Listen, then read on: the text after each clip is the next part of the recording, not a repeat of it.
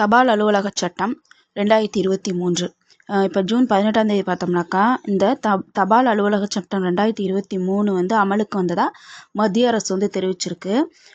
தகவல் தொடர்பு அமைச்சகம் வந்து இது குறித்து வெளியிட்ட செய்தி குறிப்பில் என்ன சொல்லியிருக்காங்கன்னு பார்த்தோம்னாக்கா, தபால் அலுவலக சட்டம் ஜூன் 18 முதல் நடைமுறைக்கு வருது. மேலும் இந்த இந்திய தபால் அலுவலக சட்டம் 1898 வந்து ரத்து செய்யப்படுது அப்படின்ட்டு சொல்லப்பட்டிருக்கு. அடுத்து பார்த்தோம்னா, இந்த தபால் அலுவலக சட்டத்துக்கான மசோதா வந்து மாநிலங்களவையில் 2023 ஆகஸ்ட் மாதம் 10ஆம் தேதி வந்து அறிமுகம் செஞ்சுருக்காங்க. அது வந்து 14ஆம் தேதி வந்து நிறைவேற்றப்பட்டிருக்காங்க. அதுக்கப்புறம் பார்த்தோம்னா அந்த மசோதா வந்து டிசம்பர் 24 குடியரசுத் தலைவரோட ஒப்புதலும் பெற்றிருக்கு. அப்புறம் இந்த புதிய அலுவலக சட்டம் 2023 இருக்குல்ல, இது வந்து இந்த பழைய தபால் அலுவலக சட்டமான 1898க்கு அந்த அலுவலக சட்டத்தை முற்றிலும் வந்து மாற்றுவதாக இருக்குது. அதாவது அதை அப்படியே மாற்றுவதாக இருக்குது அப்படின்னு சொல்லியிருக்காங்க. அதாவது இப்போ வந்திருக்கிற தபால் அலுவலக சட்டம் வந்து பழைய தபால் அலுவலக சட்டத்துக்கு முற்றிலும் மாறுபட்டதாக இருக்குது, அதையே வந்து மாற்றுவதாக இருக்குது அப்படின்னு சொல்லியிருக்காங்க. எதனால் அப்படி சொல்கிறாங்கன்னு பார்த்தோம்னா, பல காலகட்டமாக தபால் சேவைகள்ங்கிறது கடிதங்கள், நிதி மற்றும் கொரியர் சேவைகளை வந்து வழங்கி வந்துகிட்ருக்கு. இதில் அனுப்பப்படுற கடிதங்களை வந்து அந்த போஸ்ட்மேன் இருக்காங்கள்ல, அவங்க வந்து அந்த கடிதங்களை பிரித்து பார்க்கவோ தடுத்து நிறுத்தவோ தபால் அதிகாரிகளுக்கு வந்து அதிகாரம் கிடையாது. இதுதான் வந்து பழைய தபால் அலுவலக சட்டமான 1898 சொல்கிறது. அதுவே இப்போ புதிய மசோதா இருக்குல்ல, புதிய தபால் அலுவலக சட்டமான 2023 என்ன சொல்லுது அப்படின்னு பார்த்தோம்னாக்கா, அந்த மாதிரி பிரித்து படிக்கிறதுக்கெலாம் அனுமதி வழங்குது. ஆனால் இந்த புதிய மசோதா மாநிலத்தின் பாதுகாப்பு, வெளி மாநிலங்களுடனான நட்புறவு, பொது ஒழுங்கு, அவசர நிலை மற்றும் பொது பாதுகாப்பு அடிப்படையில் அனுப்பப்படும் கடிதங்களை வந்து இடைமறிக்க, திறக்க மற்றும் தடுத்து நிறுத்த தபால் அலுவலர்களுக்கு அதிகாரத்தை வழங்குது. தபால் அலுவலக சட்டம் 2023 வந்து இப்போ ஜூன் 18ஆம் தேதி மத்திய அரசு வந்து அமல்படுத்தியிருக்கு. பழைய தபால் அலுவலக சட்டத்தில் பார்த்தோம்னாக்கா, போஸ்ட்மேன்லாம் வந்து கடிதங்களை இடைமறிக்கவோ திறக்கவோ அனுமதி கிடையாது. இப்போ வந்து புதிய தபால் அலுவலக சட்டத்தில் அவங்களுக்கு இதுக்கெல்லாம் அனுமதி கொடுத்துருக்காங்க.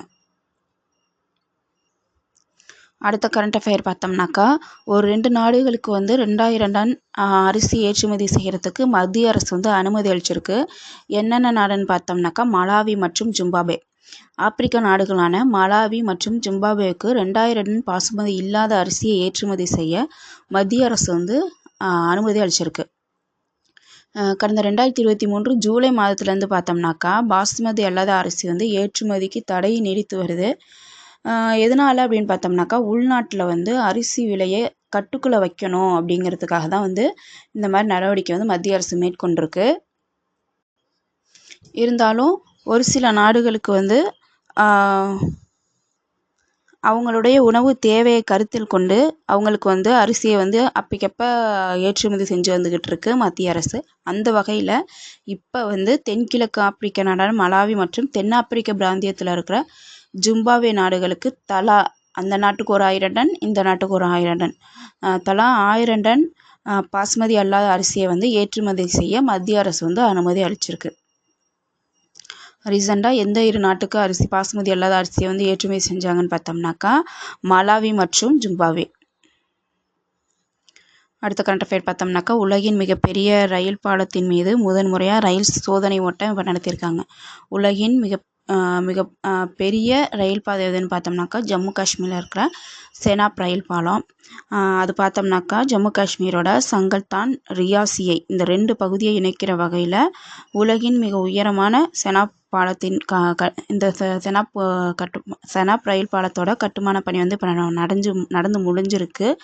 இதில் வந்து முதலாக ரயில் வந்து சோதனை ஓட்டம் நடத்தியிருக்காங்க. உலகின் மிகப்பெரிய ரயில் பாதை எதுன்னு பார்த்தோம்னாக்கா, செனாப் ரயில் பாலம். இது எங்கே இருக்குதுன்னு பார்த்தோம்னா ஜம்மு காஷ்மீர்.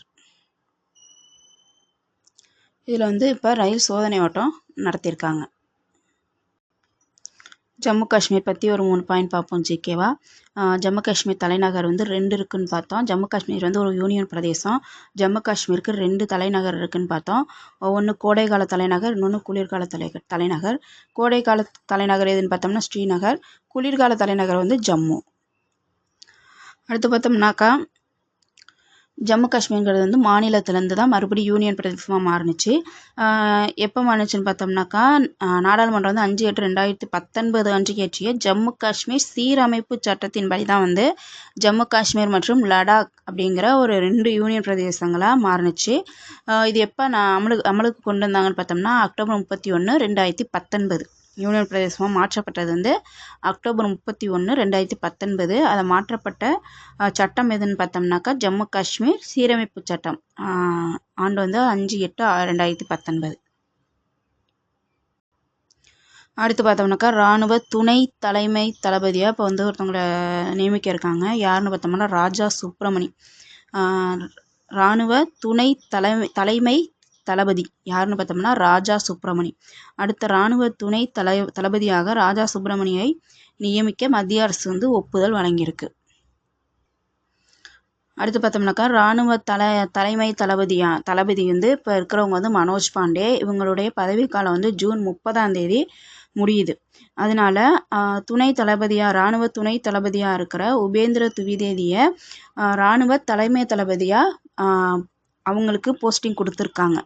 அப்போ இராணுவ துணை தளபதி போஸ்டிங் வந்து காலியாகுது. அந்த போஸ்டிங்க்கு தான் வந்து இந்த ராஜா சுப்ரமணிங்கிறவங்க வராங்க. இவங்க யாருன்னு பார்த்தோம்னாக்கா மத்திய படைப்பிரிவின் தலைவராக இருக்கிறவங்க தான் வந்து ராஜா சுப்ரமணி. இவங்க வந்து இப்போதைக்கு இராணுவ துணை தளபதியாக. அடுத்த கரண்ட் அஃபேர் பார்த்தோம்னா பீகார் மாநிலத்தில் பார்த்தோம்னா 65% இடஒதுக்கீடு சட்டத்தை ரத்து செஞ்சுருக்காங்க. பீகாரில் வந்து இடஒதுக்கீட்டை வந்து 50%இருந்து 65% இயற்றப்பட்ட சட்டத்தை பாட்னா ஹைகோர்ட் வந்து இப்போ ரத்து செஞ்சுருக்கு. மிகவும் பிற்படுத்தப்பட்ட பட்டியல் பழங்குடியினருக்கான 65% இடஒதுக்கீட்டை ரத்து செய்து இந்த பீகாரில் அறிவிச்சிருக்காங்க. எங்கன்னு பார்த்தோம்னா பீகார் மாநிலத்தில் அறிவிக்கப்பட்ட 50%இருந்து 65% அறிவிக்கப்பட்ட இடஒதுக்கீட்டு சட்டத்தை வந்து இப்போ ரத்து செஞ்சுருக்காங்க. எங்கன்னாக்கா பீகார் பற்றி ஒரு 5 பாயிண்ட்ஸ் பார்ப்போம். பீகாரோட தலைநகர் வந்து பாட்னா. பீகாரின் முதலமைச்சர் வந்து நிதிஷ்குமார். பீகார் ஆளுநர் வந்து பாகு சௌகான். பீகார் பார்த்தோம்னா ஒரு ஈரவை சட்டமன்றம் கொண்ட மாநிலம். வந்து மொத்தம் 6 பார்த்துருக்கோம். இது எப்படி ஞாபகம் வச்சுக்க சொல்லணும்னா தம்பு அப்படின்னு ஞாபகம் வச்சுக்கணும்னா கேங்கிறது கர்நாடகா, டீங்கிறது தெலுங்கானா, ஏங்கிறது ஆந்திர பிரதேசம், எம்ங்கிறது மகாராஷ்டிரா, பிங்கிறது பீகார், யூங்கிறது உத்தரப்பிரதேசம். அடுத்து பார்த்தோம்னா இந்த பீகார்லேருந்து கனிம வளங்கள் நிறைந்த பகுதி வந்து பிரிக்கப்பட்டு 2000 ஜார்க்கண்ட் அப்படின்னு ஒரு மாநிலம் வந்து உருவானுச்சு. இது வந்து இந்தியாவின் 28வது மாநிலமாக இந்த ஜார்க்கண்ட்ங்கிறது உருவானுச்சு. அடுத்து பார்த்தோம்னா தற்காலிக சபாநாயகர். மக்களவையில் வந்து தற்காலிக சபாநாயகராக பத்ருகரி மஹ்தாப்ங்கிறவங்கள நியமனம் செஞ்சுருக்காங்க. 18வது மக்களவையோட முதல் கூட்டம் ஜூன் 24 தொடங்குனுச்சு. இதில் வந்து தற்காலிக சபாநாயகராக பத்ருகரி மஹ்தாங்கிறவங்கள நியமனம் செய்யப்பட்டிருக்காங்க. அடுத்த கரண்ட் அஃபேர் பார்த்தோம்னாக்கா ஜிஎஸ்டி வரி விகித சீரமைப்பு குழு வந்து இப்போ மாற்றி அமைச்சிருக்காங்க.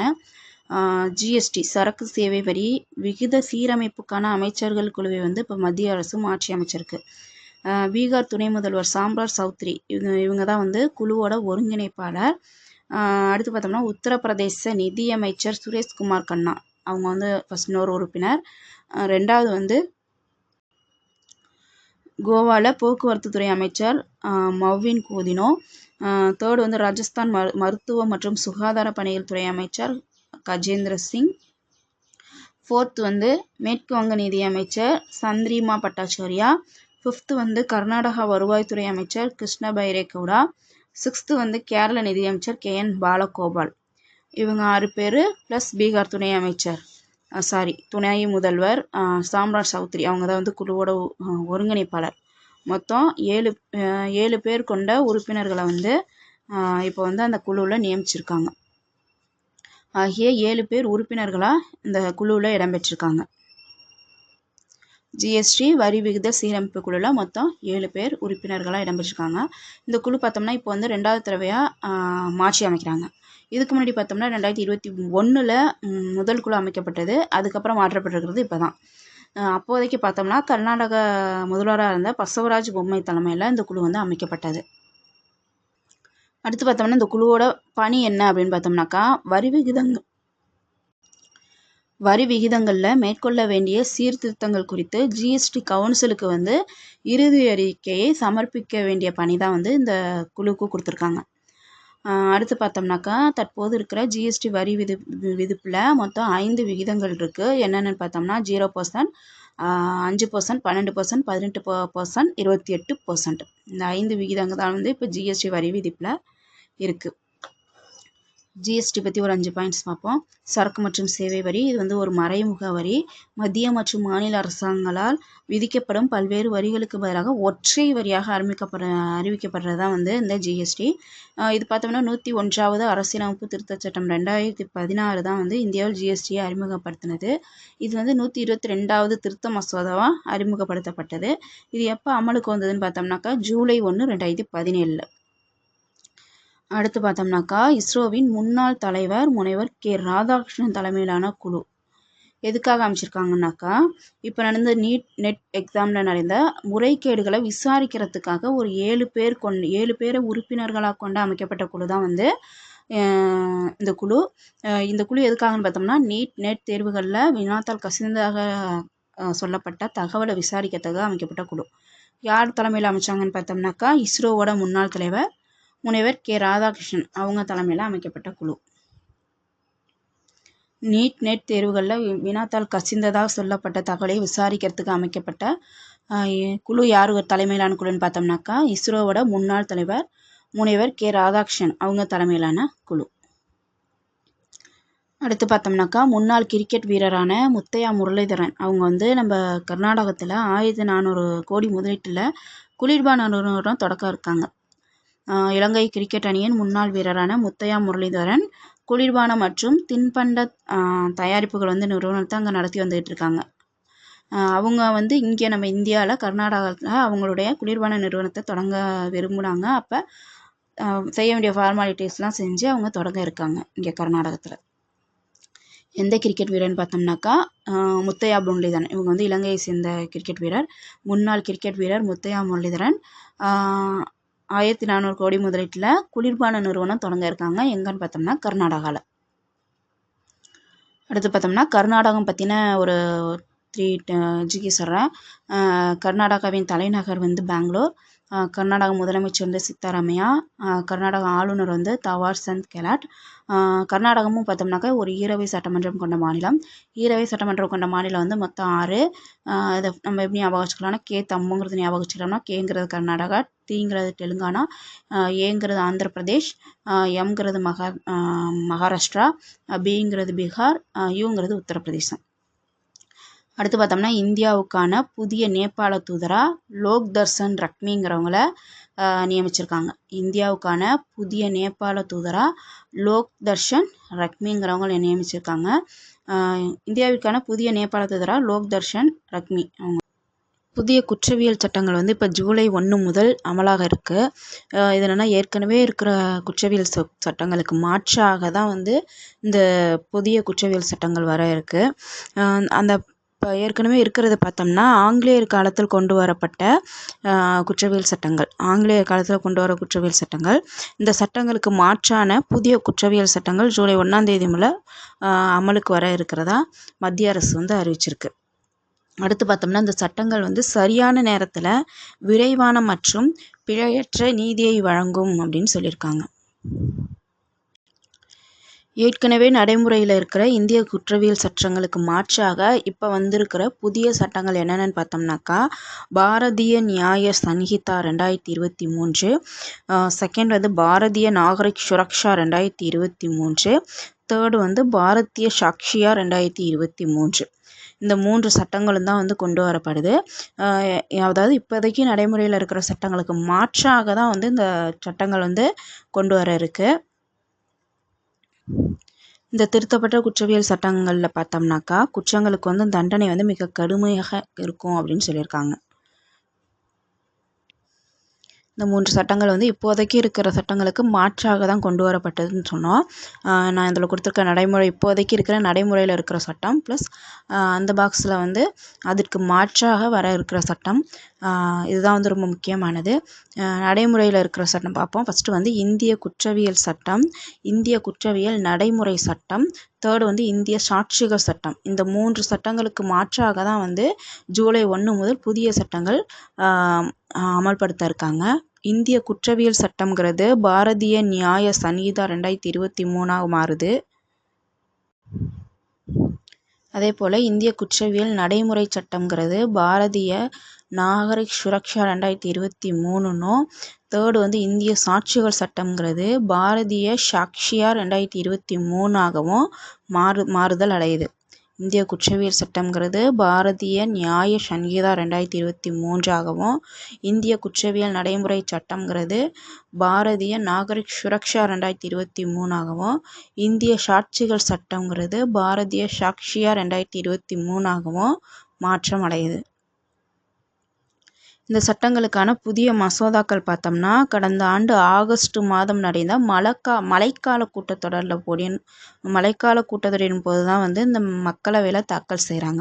மழைக்கால கூட்டத்தொடருங்கிறது என்ன காலகட்டம்னு பார்த்தோம்னா ஜூலை டு செப்டம்பர். ஃபஸ்ட்டு இந்த மசோதாக்களை வந்து மழைக்கால கூட்டத்தொடரில் தான் வந்து தாக்கல் செய்கிறாங்க. மழைக்கால கூட்டத்தொடருங்கிறது ஜூலை டு செப்டம்பர் காலகட்டத்தில் தாக்கல் செய்கிறது தான். அடுத்து பார்த்தோம்னா இந்த மசோதாவுக்கு வந்து எதிர்க்கட்சிகள் எதிர்ப்பு தெரிவித்ததுனால நாடாளுமன்ற நிலைக்குழுவின் பரிசீலனைக்கு அனுப்பப்படுது. அதாவது உள்துறைக்கு வந்து இந்த மசோதா அனுப்பப்பட்டதுக்கு அப்புறம் சில ஆலோசனைகளுடன் அவங்களுடைய பரிந்துரையை சமர்ப்பித்தாங்க.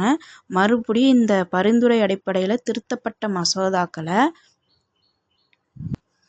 குளிர்கால கூட்டத்தொடரில் தாக்கல் செஞ்சு நிறைவேற்றுறாங்க. குளிர்கால கூட்டத்தொடருங்கிறது நவம்பர் டு டிசம்பர்.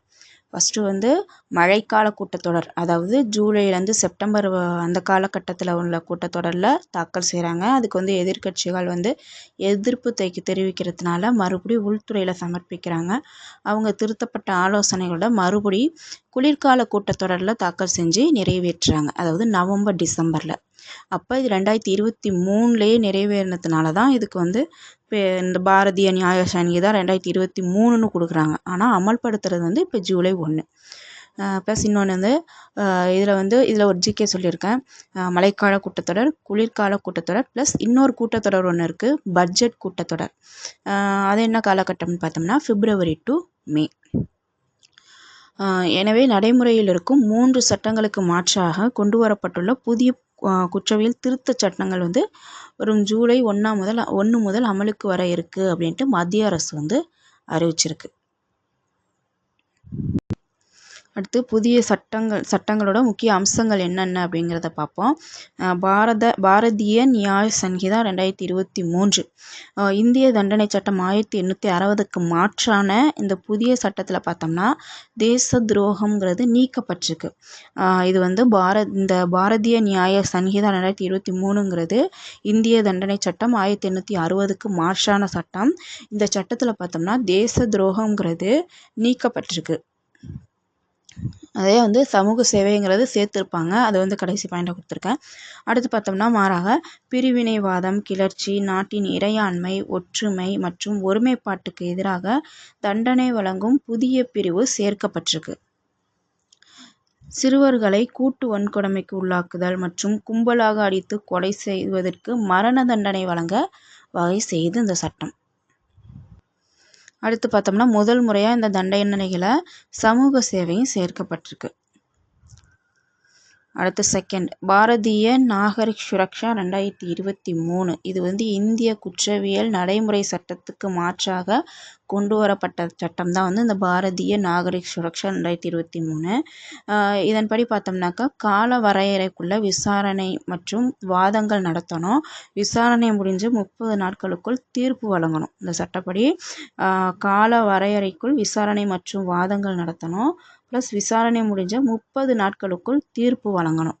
அடுத்து பார்த்தோம்னா பாலியல் வன்கொடுமைக்கு ஆளானவங்க வந்து அவங்களோட வாக்குமூலத்தை வீடியோவாக பதிவு செய்கிறது கட்டாயமயமாக்கப்பட்டிருக்கு இந்த சட்டத்தினால. குற்றத்தின் வருமானம் மற்றும் சொத்துக்களை இணைக்கும் புதிய வழிமுறை இணைக்கப்பட்டிருக்கு. அடுத்து பார்த்தோம்னா தேர்டு பாரதிய சாக்ஷியா 2023. இது வந்து இந்திய சாட்சிகள் சட்டம் 1972க்கு மாற்றாக கொண்டு வரப்பட்டது தான். இதில் பேர்லேயே இருக்குது சாட்சிகள், அதன்படி தான் அது மாதிரி தான் வரும். இதன்படி நீதிமன்றங்களில் சமர்ப்பிக்கப்படுற அல்லது ஏற்றுக்கொள்ளப்படுற சாட்சிகளில் மின்னணு அல்லது டிஜிட்டல் ஆவணங்கள், மின்னஞ்சல்கள், சர்வர் பதிவுகள், கணினி, மடிக்கணினி, குறுஞ்செய்திகள், இணையதளங்கள், சம்பவம் நடந்த இடத்தின் சான்றுகள், அஞ்சல்கள், இந்த சாதனங்களில் உள்ள செய்திகள் இதெல்லாம் வந்து இந்த சட்டத்தில் அடங்கும். அடுத்து பார்த்தோம்னா வழக்கு ஆவணம், அடுத்து வந்து எஃப்ஐஆர் முதல் தகவல் அறிக்கை, அடுத்து குற்றப்பத்திரிக்கை மற்றும் தீர்ப்புகள் இதெல்லாம் வந்து டிஜிட்டல் மயமாக்கப்படணும் அப்படின்னு சொல்லியிருக்கு இந்த சட்டத்தில்.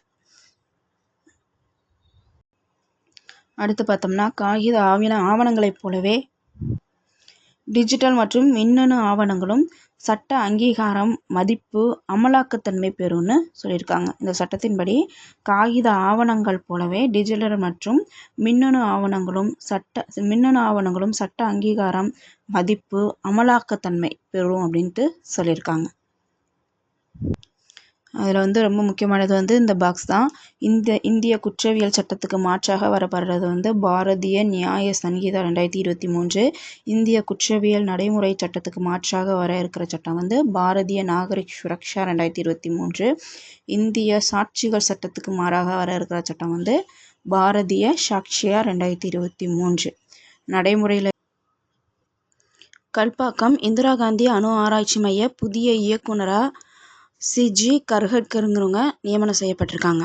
ஏற்கனவே இந்த பொறுப்பில் இருந்த பி வெங்கட்ராமன்கிறவங்க ஓய்வு பெற்றதுனால இவங்க வந்து பொறுப்பேற்றிருக்காங்க. கல்பாக்கம் இந்திரா காந்தி அணு ஆராய்ச்சி மைய புதிய இயக்குனராக சிஜி கர்ஹட்கருங்கிறவங்க நியமனம் ஆயிருக்காங்க. அடுத்த கரண்ட் அஃபேர் பார்த்தோம்னா ஆசிய கோடீஸ்வரர்கள் பட்டியலில் கௌதம் அதானி வந்து முதலிடம் பிடிச்சிருக்காங்க. ஆசிய கண்டத்தின் மிகப்பெரிய பணக்காரர்கள் பட்டியலில் அதானி குழும தலைவர் கௌதம் அதானி வந்து முதலிடம் பிடிச்சிருக்காங்க. அதானி குழும பங்குகள் வந்து பங்குச்சந்தையில் திடீர் உயர்வை கண்டிருக்கு இப்போ. அதனால் ரிலையன்ஸ் குழும தலைவர் முகேஷ் அம்பானியை அவங்கள வந்து பின்னுக்கு தள்ளிட்டு ஆசியாவின் முதல் பணக்காரங்கிற அந்த இடத்த வந்து அதானி வந்து மீண்டும் பெற்றிருக்கதா சொல்லிட்டுருக்காங்க. ஆசிய கோடீஸ்வரர்கள் பட்டியலில் கௌதம் அதானி வந்து மீண்டும் இப்போ முதலிடம் பிடிச்சிருக்காங்க.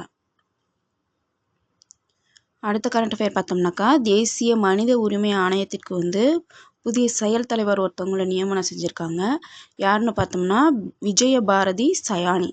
தேசிய மனித உரிமை ஆணையத்திற்கு செயல் தலைவர் நியமனம் செஞ்சுருக்காங்க. அவங்க பேர் என்னன்னு பார்த்தோம்னா விஜயபாரதி சயானி. இவங்க வந்து ஏற்கனவே வந்து தேசிய மனித உரிமைகள் ஆணையத்தில் வந்து உறுப்பினராக இருந்தவங்க தான். அவங்க தான் வந்து இப்போ செயல் தலைவராக்கியிருக்காங்க. அந்த அமைப்பின் தலைவராக இருந்த ஓய்வு பெற்ற நீதிபதி அருண்குமார் மிஸ்ரா ஜூன் 1 ஓய்வு பெறதுனால இவங்களை வந்து பொறுப்பு தலைவராக நியமிக்கப்பட்டிருக்காங்க. தேசிய மனித உரிமை ஆணையத்தின் செயல் தலைவராக விஜயபாரதி சயானிங்கிறவங்க நியமனம் செய்யப்பட்டிருக்காங்க. தேசிய மனித உரிமை ஆணையம் உருவாக்கப்பட்ட ஆண்டு பார்த்தோம்னா அக்டோபர் 12, 1993. இதன் அமைவிடம் எங்கே இருக்குன்னு பார்த்தோம்னா புதுடில்லி. அடுத்த கரண்ட் அஃபேர் பார்த்தோம்னாக்கா பிரதமர் மோடி வந்து உலக சுற்றுச்சூழல் தினத்தன்னைக்கு தாயின் பெயரில் ஒரு மரம் அப்படிங்கிற ஒரு பிரச்சாரத்தை ஆரம்பிச்சிருக்காங்க. உலக சுற்றுச்சூழல் தினத்தையொட்டி பிரதமர் நரேந்திர மோடி ஏக் பட் மா கே நாம், அதாவது தாயின் பெயரில் ஒரு மரம்ங்கிற அப்படிங்கிற ஒரு பிரச்சாரத்தை வந்து துவக்கி வச்சுருக்காங்க. உலக சுற்றுச்சூழல் தினம் வந்து எப்போ கொண்டாடுறாங்கன்னு பார்த்தோம்னாக்கா ஜூன் 5. சுற்றுச்சூழல் தினமானது 1947லேருந்து ஒவ்வொரு ஆண்டும் ஜூன் 5 வந்து கொண்டாடப்பட்டு வருது. இந்த வருஷம் வந்து பிரதமர் மோடி துவக்கி வச்ச அந்த பிரச்சாரம் பேர் என்னன்னு பார்த்தோம்னா ஏக் பட் மா கே நாம், அதாவது தாயின் பெயரில் ஒரு மரம். அடுத்த கரண்ட் அஃபேர் பார்த்தோம்னாக்கா உலகின் தலை சிறந்த பல்கலைக்கழகங்கள் பட்டியலில் 118வது இடத்துல மும்பை ஐஐடி வந்து இடம் பிடிச்சிருக்கு. அதே பட்டியலில் 227வது இடத்துல சென்னை ஐஐடி வந்து இடம் பிடிச்சிருக்கு. அதே போல் 383வது இடத்துல சென்னை அண்ணா பல்கலைக்கழகம் இடம் பிடிச்சிருக்கு. இந்த பட்டியலில் முதல் இடத்துல பார்த்தோம்னாக்கா மசாசூட்ஸ் தொழில்நுட்ப நிறுவனம் அமெரிக்காவில் இருக்கிற MIT வந்து முதலிடம் பிடிச்சிருக்கு. 2வது இடத்துல பார்த்தோம்னா பிரிட்டனை சேர்ந்த லண்டன் இம்பீரியல் கல்லூரி 2ஆம் இடம் பிடிச்சிருக்கு. 3வது இடத்துல பார்த்தோம்னா பிரிட்டனில் இருக்கிற ஆக்ஸ்போர்ட் பல்கலைக்கழகம் 3ஆம் இடம் பிடிச்சிருக்கு. 4வது இடத்துல அமெரிக்காவை சேர்ந்த ஹவார்ட் பல்கலைக்கழகம் 4வது இடத்துல பிடிச்சிருக்கு. 5வது இடத்துல வந்து பிரிட்டனை சேர்ந்த கேம்பிரிட்ஜ் பல்கலைக்கழகம் இடம் பிடிச்சிருக்கு. உலகின் தலை சிறந்த பல்கலைக்கழகங்கள் பட்டியலில் நம்ம இந்தியாவில் பார்த்தோம்னாக்கா மும்பை IIT வந்து 118வது இடத்துலையும், சென்னை IIT வந்து 227வது வரிசையிலையும், சென்னை அண்ணா பல்கலைக்கழகம் 383வது இடத்துலையும் பிடிச்சிருக்கு. அடுத்த கரண்ட் அஃபேர் பார்த்தோம்னா மின்சார வாகனத்துக்கு சூரிய சக்தி மூலம் மின்னூட்டம் அளிக்கும் அடாப்டர் வந்து ஜோத்பூர் IIT ஆராய்ச்சி மாணவர்கள் வந்து கண்டுபிடிச்சிருக்காங்க. மின்சார வாகனங்களுக்கு சூரிய சக்தி பயன்படுத்தி மின்னூட்டம் அதாவது சார்ஜ் அளிக்கும் வகையிலான சிறப்பு அடாப்டரை வந்து ஜோத்பூர் IIT ஆராய்ச்சி மாணவர்கள் வடிவமைச்சு அசத்திருக்காங்க அப்படின்னு சொல்லியிருக்காங்க. மின்சார வாகனத்துக்கு சூரிய சக்தி மூலம் மின்னூட்டம் அளிக்கும் அடாப்டர் யார் கண்டுபிடிச்சிருக்காங்கன்னா ஜோத்பூர் IIT மாணவர்கள். அடுத்த கரண்ட் அஃபேர் பார்த்தோம்னா சுக்கிராயன் திட்டம். இது என்ன திட்டம்னு பார்த்தோம்னா வெள்ளி கிரகத்துக்கு வந்து விண்கலத்தை அனுப்பக்கூடிய திட்டம் தான் வந்து இந்த சுக்கிராயன் திட்டம். இஸ்ரோ வந்து வெள்ளி கிரகத்துக்கு விண்கலம் அனுப்புறதா சொல்லப்பட்டிருக்க திட்டம் தான் வந்து சுக்கிராயன் திட்டம். சந்திரன், செவ்வாய், சூரியன் இதையெல்லாம் தொடர்ந்து வெள்ளி கிரகத்திற்கு விண்கலம் அனுப்பப்படும் அப்படின்ட்டு இஸ்ரோ வந்து தெரிவிச்சிருக்கு. சுக்கிராயன் திட்டம்ங்கிறது இஸ்ரோ வந்து வெள்ளி கிரகத்திற்கு விண்கலம் அனுப்பக்கூடிய திட்டம் தான் வந்து சுக்கிராயன் திட்டம். அடுத்த கரண்ட் அஃபேர் பார்த்தோம்னா G7 50வது உச்சி மாநாடு இத்தாலியில் நடந்திருக்கு. இதில் வந்து மோடி வந்து பிரதமராக 3வது பிரதமராக பதவியேற்றத்திற்கு அப்புறம் முதலாக இதுக்கு தான் போயிட்டு வந்திருக்காங்க. இந்த மாநாடுக்கு தான் வந்து ஃபஸ்ட் மீட்டிங்க்கு போயிட்டு வந்திருக்காங்க. G7 50வது உச்சி மாநாடு எங்கே நடந்திருக்குன்னு பார்த்தோம்னா இத்தாலியின் பசோனா நகரில் ஜூன் 13லேருந்து 15 வரைக்கும் நடந்திருக்கு. G7 உறுப்பு நாடுகள் எதுன்னு பார்த்தோம்னா America, Britain, Japan, Italy, Germany, France, Canada. G7 50வது உச்சி மாநாடு G7 உச்சி மாநாடு இப்போ எங்கே நடந்திருக்குன்னு பார்த்தோம்னா இத்தாலியில் நடந்திருக்கு. இத்தாலியின் பசோனா நகரில் ஜூன் 13லேருந்து 15 வரைக்கும் நடந்திருக்கு. G7 உறுப்பு நாடுகள் என்னென்ன நாடுகள்னு பார்த்தோம்னா America, Britain, Japan, Italy, Germany, France, Canada. அடுத்த கரண்ட் அஃபேர் பார்த்தோம்னாக்கா அசைவ உணவுக்கு செலவு செய்கிறதுல கேரளா வந்து முதலிடம் பிடிச்சிருக்கு அப்படின்னு ஒரு புள்ளியியல் பட்டியல் வந்து கொடுத்துருக்காங்க. மத்திய புள்ளியியல் மற்றும் திட்ட அமலாக்கத்துறை கீழ் செயல்படும் தேசிய மாதிரி அலுவலகம் தான் வந்து ஒரு ஆய்வு நடத்தியிருக்கு. அந்த ஆய்வில் அசைவ உணவுக்காக அதிகம் செலவிடுவர்கள் பட்டியலில் கேரளா வந்து முதலிடம் பிடிச்சிருக்கு. அசைவ உணவுக்கு அதிக செலவு செய்கிறதுல கேரளா வந்து முதலிடம் பிடிச்சிருக்கிறதா மத்திய புள்ளியியல் மற்றும் திட்ட அமலாக்கத்துறை கீழ் செயல்படும் தேசிய மாதிரி ஆய்வு அலுவலகம் அதான் வந்து ஒரு ஆய்வு நடத்தியிருக்கு. அந்த ஆய்வில் கேரளா வந்து முதலிடம் பிடிச்சிருக்கிறதா சொல்லப்பட்டிருக்கு. அசைவ உணவுக்கு செலவு செய்வதில் கேரளா வந்து முதலிடம் பிடிச்சிருக்கிறதா ஒரு ஆய்வு பட்டியல் சொல்லப்பட்டிருக்கு. மக்டி கிராமத்தில் ஜம்மு காஷ்மீரில் உள்ள மக்டி கிராமத்தில் எல்லை தாண்டி போதைப்பொருள் கடத்தலை தடுக்க உதவிய கிராம மக்கள் 5 பேருக்கு வந்து போலீஸ் வந்து அவங்கள வந்து கௌரவிச்சு சன்மானம் வழங்கி கௌரவிச்சிருக்காங்க.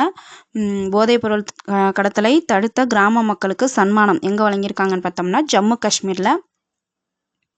ஜம்மு காஷ்மீர் பற்றி ஒரு 2 பாயிண்ட் பார்ப்போம்.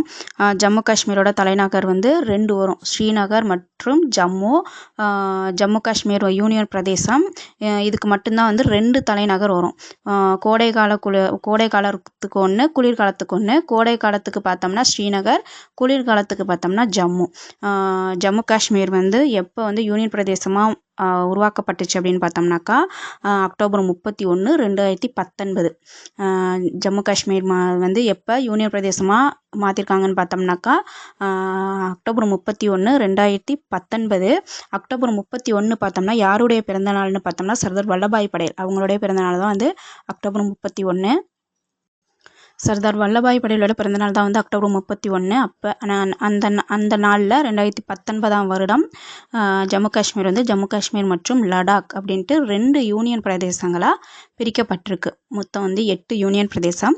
அதில் வந்து ஜம்மு காஷ்மீரை வந்து ஜம்மு காஷ்மீர், இன்னொன்று லடாக், இந்த யூனியன் பிரதேசங்களாக பிரிச்சிருக்காங்க. எப்போன்னு பார்த்தோம்னா அக்டோபர் 31, 2019. அடுத்த கரண்ட் அஃபேர் பார்த்தோம்னா டாக்டர் வி சாந்தாராம் வாழ்நாள் சாதனையாளர் விருது யாருக்கு வழங்க இருக்காங்கன்னு பார்த்தோம்னா சுப்பையா நல்லமுத்து. 18வது மும்பை சர்வதேச திரைப்பட விழாவில் அவங்களுக்கு வந்து டாக்டர் வி சாந்தாராம் வாழ்நாள் சாதனையாளர் விருது வழங்கப்பட இருக்கிறதா அமைச்சர் எல் முருகன் வந்து தெரிவிச்சிருக்காங்க. டாக்டர் வி சாந்தாராம் வாழ்நாள் சாதனையாளர் விருது யாருக்கு வழங்க இருக்காங்கன்னு பார்த்தோம்னா சுப்பையா நல்லமுத்து. அடுத்த கரண்ட் அஃபேர் பார்த்தோம்னா உப்பா சட்டத்தின் கீழ் எழுத்தாளர் அருந்ததி ராய் மற்றும் டாக்டர் ஷேக் சௌகத் ஹுசைன் இவங்க மீது வந்து வழக்கு தொடர்ந்துருக்காங்க. 2010 அக்டோபர் 21 பார்த்தோம்னா டெல்லியில் வந்து எல்டிஜி ஆடிட்டோரியத்தில் விடுதலை ஒரே வழிங்கிற தலைப்பில் ஒரு மாநாடு வந்து நடந்திருக்கு. அந்த மாநாட்டில் வந்து பார்த்தோம்னா எழுத்தாளர் அருந்ததி ராய் மற்றும் பேராசிரியர் ஹுசைன் இவங்க 2 பேரும் வந்து பேசியிருக்காங்க. அந்த பேச்சு வந்து ஆத்திரமூட்டும் வகையில் இருந்ததா புகார்கள் வந்து எழுந்திருக்கு. இது தொடர்பாக 2010 அக்டோபர் 28 அன்னைக்கு பார்த்தோம்னாக்கா காஷ்மீரை சேர்ந்த சமூக ஆர்வலர் சுஷில் பண்டிட்டுங்கிறவங்க வந்து புகார் அளிச்சிருக்காங்க. இதனால இவங்க 2 பேர் மீதும் சட்டவிரோத செயல்கள் தடுப்பு சட்டத்தின் கீழ் வழக்கு பதிவு செய்யப்பட்டிருக்கிறதா இப்போ வந்து சொல்லப்படுது. உபா சட்டத்தின் கீழ் 2 பேருக்கு இப்போ ரீசெண்டாக 2 பேர் மேலே புகார் அளிக்கப்பட்டதா யாரை சொல்லியிருக்காங்கன்னு பார்த்தோம்னா எழுத்தாளர் அருந்ததி ராய் மற்றும் டாக்டர் ஷேக் சௌகத் ஹுசைன். அடுத்த கரண்ட் அஃபேர் பார்த்தோம்னா செங்கொடி இராணுவ கூட்டு பயிற்சி இது எங்கே நடந்திருக்குன்னு பார்த்தோம்னா அமெரிக்காவின் அலாஸ்கா மாகாணத்தில் தான் வந்து நடந்திருக்கு. இந்த கூட்டு பயிற்சியில் இந்தியாவின் ரஃபேல் போர் விமானங்கள் வந்து முதல் முறையாக பங்கேற்க இருக்குது. F-6, F-15 போன்ற அதிநவீன போர் விமானங்களோட இந்திய விமானப்படையின் ரஃபேல் போர் விமானமும் முதல் முறையாக ஈடுபட்டிருக்கு. இதில் பார்த்தோம்னா Singapore, Britain, Netherlands, Germany, America ஆகிய நாடுகளின் விமானப்படையும் இந்த கூட்டு பயிற்சியில் பங்கேற்றிருக்கு. செங்கொடி இராணுவ கூட்டு பயிற்சி எங்கே நடந்திருக்குன்னு பார்த்தோம்னாக்கா அமெரிக்காவின் அலாஸ்கா மாகாணத்தில் நடந்திருக்கு. அடுத்த கரண்ட் அஃபேர் பார்த்தோம்னா கஞ்சன்ஜங்கா எக்ஸ்பிரஸ் ரயில் விபத்து. இப்போ ரீசெண்டாக ரயில் ஆக்சிடெண்ட் நடந்திருக்கு, எல்லாருக்குமே தெரியும். எங்கன்னு பார்த்தோம்னா மேற்கு வங்க மாநிலத்தில் நியூ ஜல்பைகுரிங்கிற மாவட்டத்தில் தான் வந்து இந்த ஆக்சிடெண்ட் நடந்திருக்கு.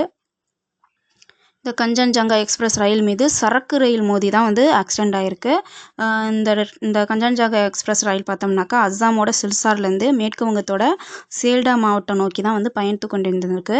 அப்போதைக்கு பார்த்தோம்னாக்கா ஜல்பைகுரிங்கிற இடத்துல வந்து பின்னால் சரக்கு ரயில் வந்து மோதினதில் இந்த கஞ்சன்ஜங்கா எக்ஸ்பிரஸ் ரயிலோட 5 பெட்டிகள் வரைக்கும் சேதமடைஞ்சிருக்கதா சொல்லியிருக்காங்க.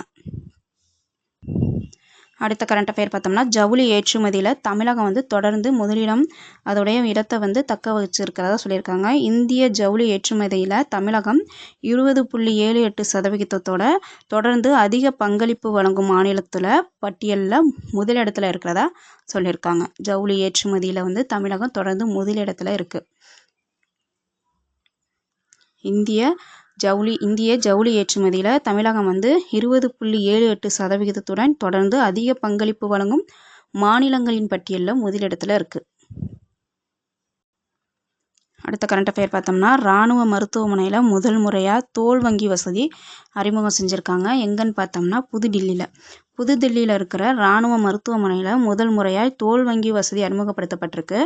இராணுவ மருத்துவ சேவை மையங்களில் இந்த வசதி அறிமுகப்படுத்தப்படுறது இதுதான் வந்து ஃபர்ஸ்ட் டைம்.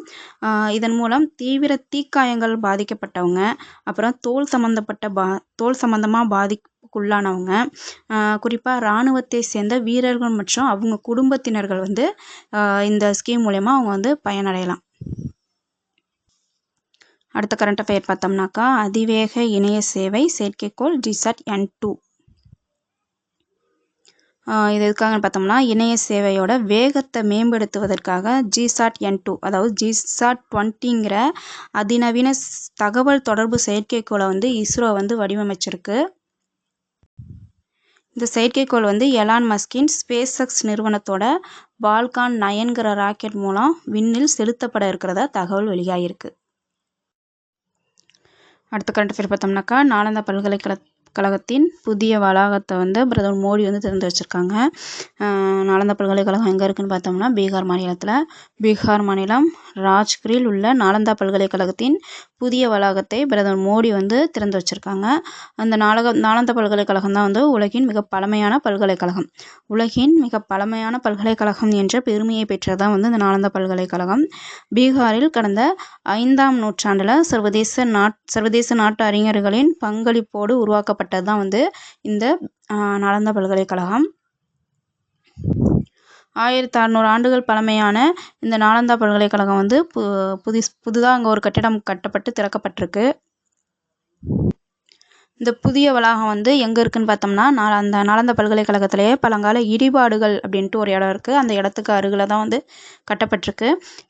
இந்த பழங்கால இடிபாடுகளுக்கு வந்து பார்த்தோம்னாக்கா 2016 யுனெஸ்கோவோட பாரம்பரிய தலமாக அறிவிச்சிருக்காங்க. அந்த பழங்கால இடிபாடுகள்ங்கிற அந்த இடத்துக்கு நாலந்தாவின் பழங்கால இடிபாடுகளுக்கு வந்து 2016 யுனெஸ்கோ பாரம்பரிய தலம்ட்டு அங்கே அவார்டு கொடுத்துருக்காங்க. பீகார் பற்றி ஒரு ஜிகே பார்ப்போம். பீகாரின் தலைநகரம் வந்து பாட்னா.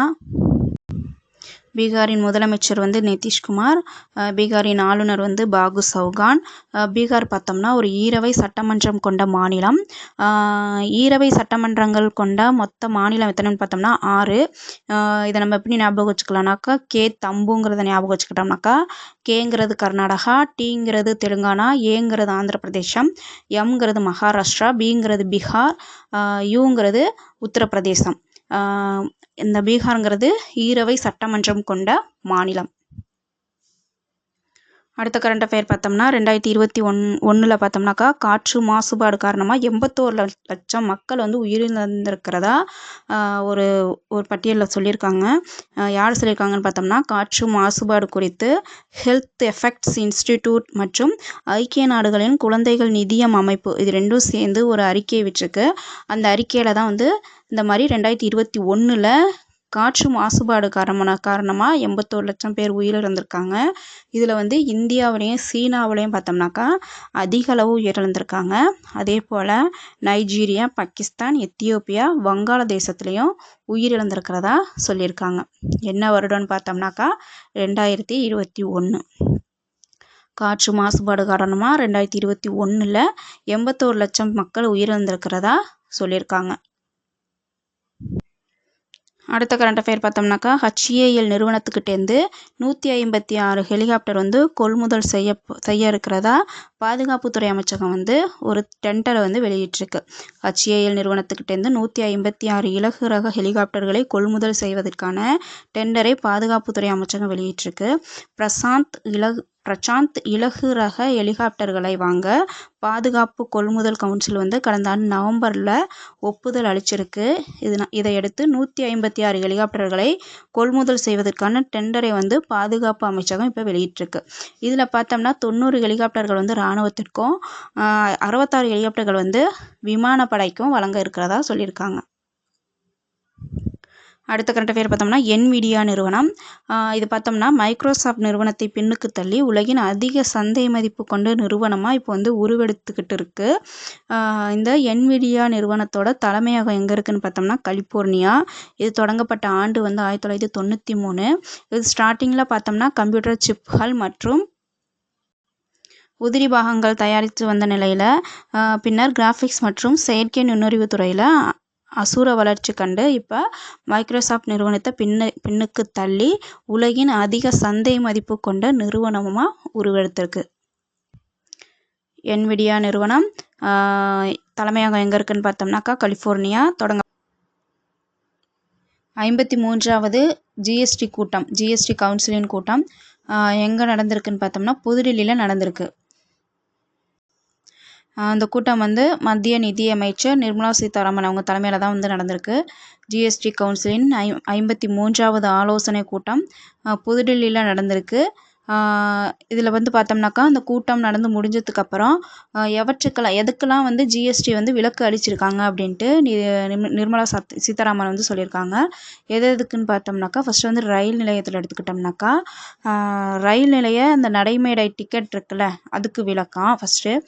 அடுத்து பார்த்தோம்னாக்கா அந்த பயணிகள் ஓய்வெடுக்கும் அறைகள் அதுக்கு விலக்கு.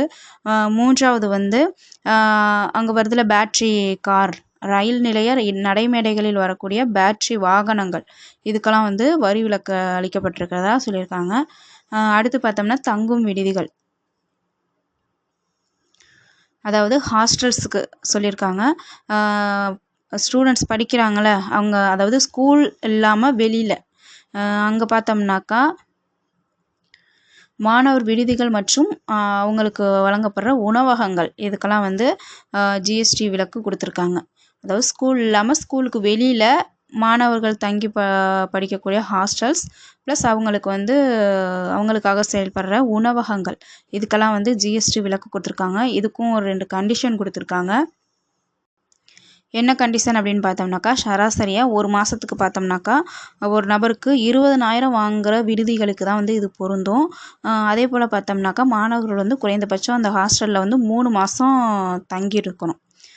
இந்த மாதிரி கண்டிஷன்ஸ் இருந்தால் தான் வந்து இந்த விலக்கு வந்து செயல்படுத்த முடியும். அடுத்து பார்த்தோம்னா பால் வணிகர்களுக்கு அவங்களுக்கு என்ன சொல்லியிருக்காங்கன்னு பார்த்தோம்னாக்கா பால் வணிகர்கள் பயனடையும் வகையில் அனைத்து பால் கேன்களுக்கும் பார்த்தோம்னாக்கா ஒரே சீராக 12% ஜிஎஸ்டி வந்து வரி விதிக்கப்படணும் அப்படின்ட்டு கவுன்சில் பரிந்துரைச்சிருக்கு. அடுத்து பார்த்தோம்னாக்கா சிறு குறு வரி செலுத்துவங்களுக்கு வந்து என்ன சொல்லியிருக்காங்கன்னாக்கா ஜிஎஸ்டி வரி திருப்பி செலுத்தும் 4ஆம் படிவத்தை தாக்கல் செய்வதற்கான கால அவகாசத்தை பார்த்தோம்னா ஏப்ரல் 30 இப்போ சொல்லியிருக்காங்க. அதை வந்து ஏப்ரல் 30லேருந்து ஜூன் 30 நீட்டிக்கிறதுக்கு கவுன்சில் வந்து பரிந்துரைச்சிருக்கிறதா சொல்லியிருக்காங்க. இது வந்து 2024-2025 நிதியாண்டில் நடைமுறைக்கு வரும் அப்படின்னு சொல்லியிருக்காங்க. ஜிஎஸ்டி பற்றி ஒரு 5 பாயிண்ட் பார்ப்போம். ஜிஎஸ்டிங்கிறது என்னென்னு பார்த்தோம்னாக்கா குட்ஸ் அண்ட் சர்வீஸ் டேக்ஸ் அதாவது சரக்கு மற்றும் சேவை வரி. இது வந்து ஒரு மறைமுக வரி. மத்திய மற்றும் மாநில அரசாங்கங்களால் விதிக்கப்படும் பல்வேறு வரிகளுக்கு பதிலாக ஒற்றை வரியாக அறிமுகப்படுத்துகிறது தான் வந்து இந்த ஜிஎஸ்டி. இது பார்த்தோம்னாக்கா இந்த 101வது அரசியலமைப்பு திருத்தச் சட்டம் 2016 தான் வந்து இந்தியாவில் ஜிஎஸ்டியை அறிமுகப்படுத்துனுச்சு. எந்த அரசியலமைப்பு திருத்தச் சட்டம்னு பார்த்தோம்னாக்கா 101வது அரசியலமைப்பு திருத்தச் சட்டம் 2016 தான் வந்து இந்த ஜிஎஸ்டியை இந்தியாவில் அறிமுகப்படுத்துனுச்சு. இது எத்தனையாவது திருத்த மசோதா மூலம் அறிமுகப்படுத்தப்பட்டதுன்னு பார்த்தோம்னாக்கா 122வது திருத்த மசோதாவாக தான் வந்து இந்த ஜிஎஸ்டி வந்து அறிமுகப்படுத்தப்பட்டிருக்காங்க. எப்போ நடைமுறைக்கு வந்துச்சு அப்படின்னு பார்த்தோம்னாக்கா ஜூலை 1, 2017 நடைமுறைக்கு வந்திருக்கு. ஜிஎஸ்டி சபையின் தலைவர் யாருன்னு பார்த்தோம்னாக்கா மத்திய நிதியமைச்சர் நிர்மலா சீதாராமன். அதுக்கப்புறம் பார்த்தோம்னா எந்த விகிதங்களில் வரி விதிக்கப்படுது அந்த ஜிஎஸ்டி வரி விதிக்கப்படுது அப்படின்னு பார்த்தோம்னாக்கா 0%, 5%, 12%, 18%, 5வது வந்து 28%. மொத்தம் வந்து 5 வரி விகிதங்கள் முறையில் தான் வந்து இந்த ஜிஎஸ்டி வந்து வரி விதிக்கப்பட்டு வருது. 0%, 5%, 12%, 18% ப்ளஸ் 5th வந்து 28%. அடுத்து பார்த்தோம்னா கடினமான மற்றும் விலை மதிப்பற்ற கற்களுக்கு பார்த்தோம்னா 0.25%. அதுவே வந்து வடிவமற்ற அரை குறைவான கற்கள் மற்றும் தங்கத்துக்கு பார்த்தோம்னா 3% வரி விதிக்கப்படுது. 53வது ஜிஎஸ்டி கவுன்சில் கூட்டம் எங்கே நடந்திருக்குன்னு பார்த்தோம்னா புதுடில்லியில் நடந்திருக்கு.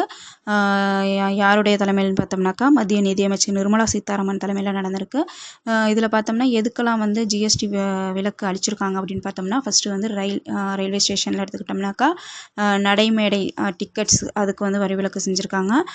அடுத்து வந்து பயணிகள் ஓய்வெடுக்கும் அறைகள் அதுக்கு வந்து வரி விலக்கு செஞ்சுருக்காங்க. தேர்டு வந்து அந்த நடைமேடைகளில் வரக்கூடிய பேட்ரி கார் இருக்குல்ல அதுக்கு வந்து வரி விலக்கு செஞ்சுருக்காங்க. அடுத்து பார்த்தோம்னாக்கா செகண்ட் வந்து தங்கும் விடுதிகள் அதாவது ஹாஸ்டல்ஸு படிக்கிற ஸ்டூடெண்ட்ஸ் வந்து ஸ்கூல் இல்லாமல் வெளியில் தங்கி படிக்கக்கூடிய ஹாஸ்டல்ஸ் ப்ளஸ் அவங்களுக்கு வழங்கக்கூடிய உணவகங்கள் இதுக்கெல்லாம் வந்து வரி விலக்கு செஞ்சுருக்காங்க. அதுக்கும் பார்த்தோம்னா 2 கண்டிஷன் பார்த்தோம். ஃபஸ்ட்டு வந்து என்னன்னாக்கா, அந்த அவங்களுக்கு வந்து 1 மாதத்துக்கு வந்து 20,000 வாங்குற விடுதிகளுக்கு தான் வந்து அது பொருந்தும். இன்னொன்று வந்து அந்த மாணவர்கள் வந்து அந்த விடுதியில் வந்து 3 மாதம் குறைந்தபட்சம் தங்கியிருந்தா தான் வந்து இந்த வரி விலக்கு பொருந்தும். அடுத்து பார்த்தோம்னா பால் வணிகர்கள் அவங்களுக்கு பார்த்தோம்னாக்கா அவங்க அந்த பால் கேன் இருக்குல்ல அதுக்கெலாம் வந்து ஒரே சீராக 12% அப்படிங்கிற ஜிஎஸ்டி வரி விதிக்கப்படணும் அப்படின்னு ஜிஎஸ்டி கவுன்சில் வந்து பரிந்துரைச்சிருக்கு. அடுத்து பார்த்தோம்னா சிறு குறு வரி செலுத்துவங்களுக்கு அவங்களுக்கு என்ன சொல்லியிருக்காங்கனாக்கா அவங்க வந்து வரி திருப்பி செலுத்துதல் அப்படிங்கிற 4ஆம் படிவத்தை வந்து தாக்கல் செய்வதற்கான கால அவகாசத்தை ஏப்ரல் 30லேருந்து ஜூன் 30க்கு நீட்டிக்கிறதுக்கு பரிந்துரை செஞ்சுருக்காங்க. இது வந்து இப்போ 2024 2025 நிதியாண்டு முதல் நடைமுறைக்கு வரும் அப்படின்னு சொல்லியிருக்காங்க. அடுத்த கரண்ட் அஃபேர் பார்த்தோம்னா அரசு அலுவலகங்களில் அம்பேத்கரோட படம் கட்டாயம் அப்படின்ட்டு எங்கே சொல்லியிருக்காங்கன்னு பார்த்தோம்னா கர்நாடக மாநிலத்தில் சொல்லியிருக்காங்க. கர்நாடகாவில் இருக்கிற அனைத்து அரசு அலுவலர்கள் மற்றும் உதவி பெறும் கல்வி நிலையங்கள் அனைத்திலும் அம்பேத்கர் உருவப்படத்தை நிறுவணும் அப்படின்ட்டு அந்த மாநில முதல்வர் வந்து உத்தரவிட்டிருக்காங்க. இதை நம்ம எப்படி ஞாபகம் வச்சுக்கலாம்னா அம்பேத்கர் அவங்களுடைய படமாக அம்பேத்கர் மாநிலம் ஆரம்பிக்கிறதும் கர்நாடகா. ஞாபகம் வச்சுக்கிட்டோம்னாக்கா அரசு அலுவலகங்கள் எல்லாம் அம்பேத்கரோட படம் கட்டாயம் அப்படின்ட்டு எந்த மாநிலத்தில் சொல்லியிருக்காங்கனாக்கா கர்நாடகம். கர்நாடகம் பற்றின ஒரு 3 டாபிக் பார்ப்போம், 3 ஜிகே பார்ப்போம். கர்நாடகாவோட தலைநகர் பார்த்தோம்னா பெங்களூர். கர்நாடக முதல்வர் வந்து சித்தாராமையா. கர்நாடக ஆளுநர் வந்து தவார்சந்த் கெலாட். அடுத்து பார்த்தோம்னா கர்நாடகமும் வந்து ஈரவை சட்டமன்றம் கொண்ட மாநிலம். ஈரவை சட்டமன்றம் கொண்ட மாநிலம் வந்து மொத்தம் 6ன்னு சொல்லியிருக்கோம். இதுக்கு வந்து நான் எப்படி ஞாபகம் வச்சுக்க சொல்கிறேன்னா தம்புங்கிறத ஞாபகம் வச்சுக்கிட்டோம்னா கேங்கிறது கர்நாடகா, டீங்கிறது தெலுங்கானா, ஏங்கிறது ஆந்திர பிரதேசம், எம்ங்கிறது மகாராஷ்டிரா, பிங்கிறது பீகார், யூங்கிறது உத்தரப்பிரதேசம்.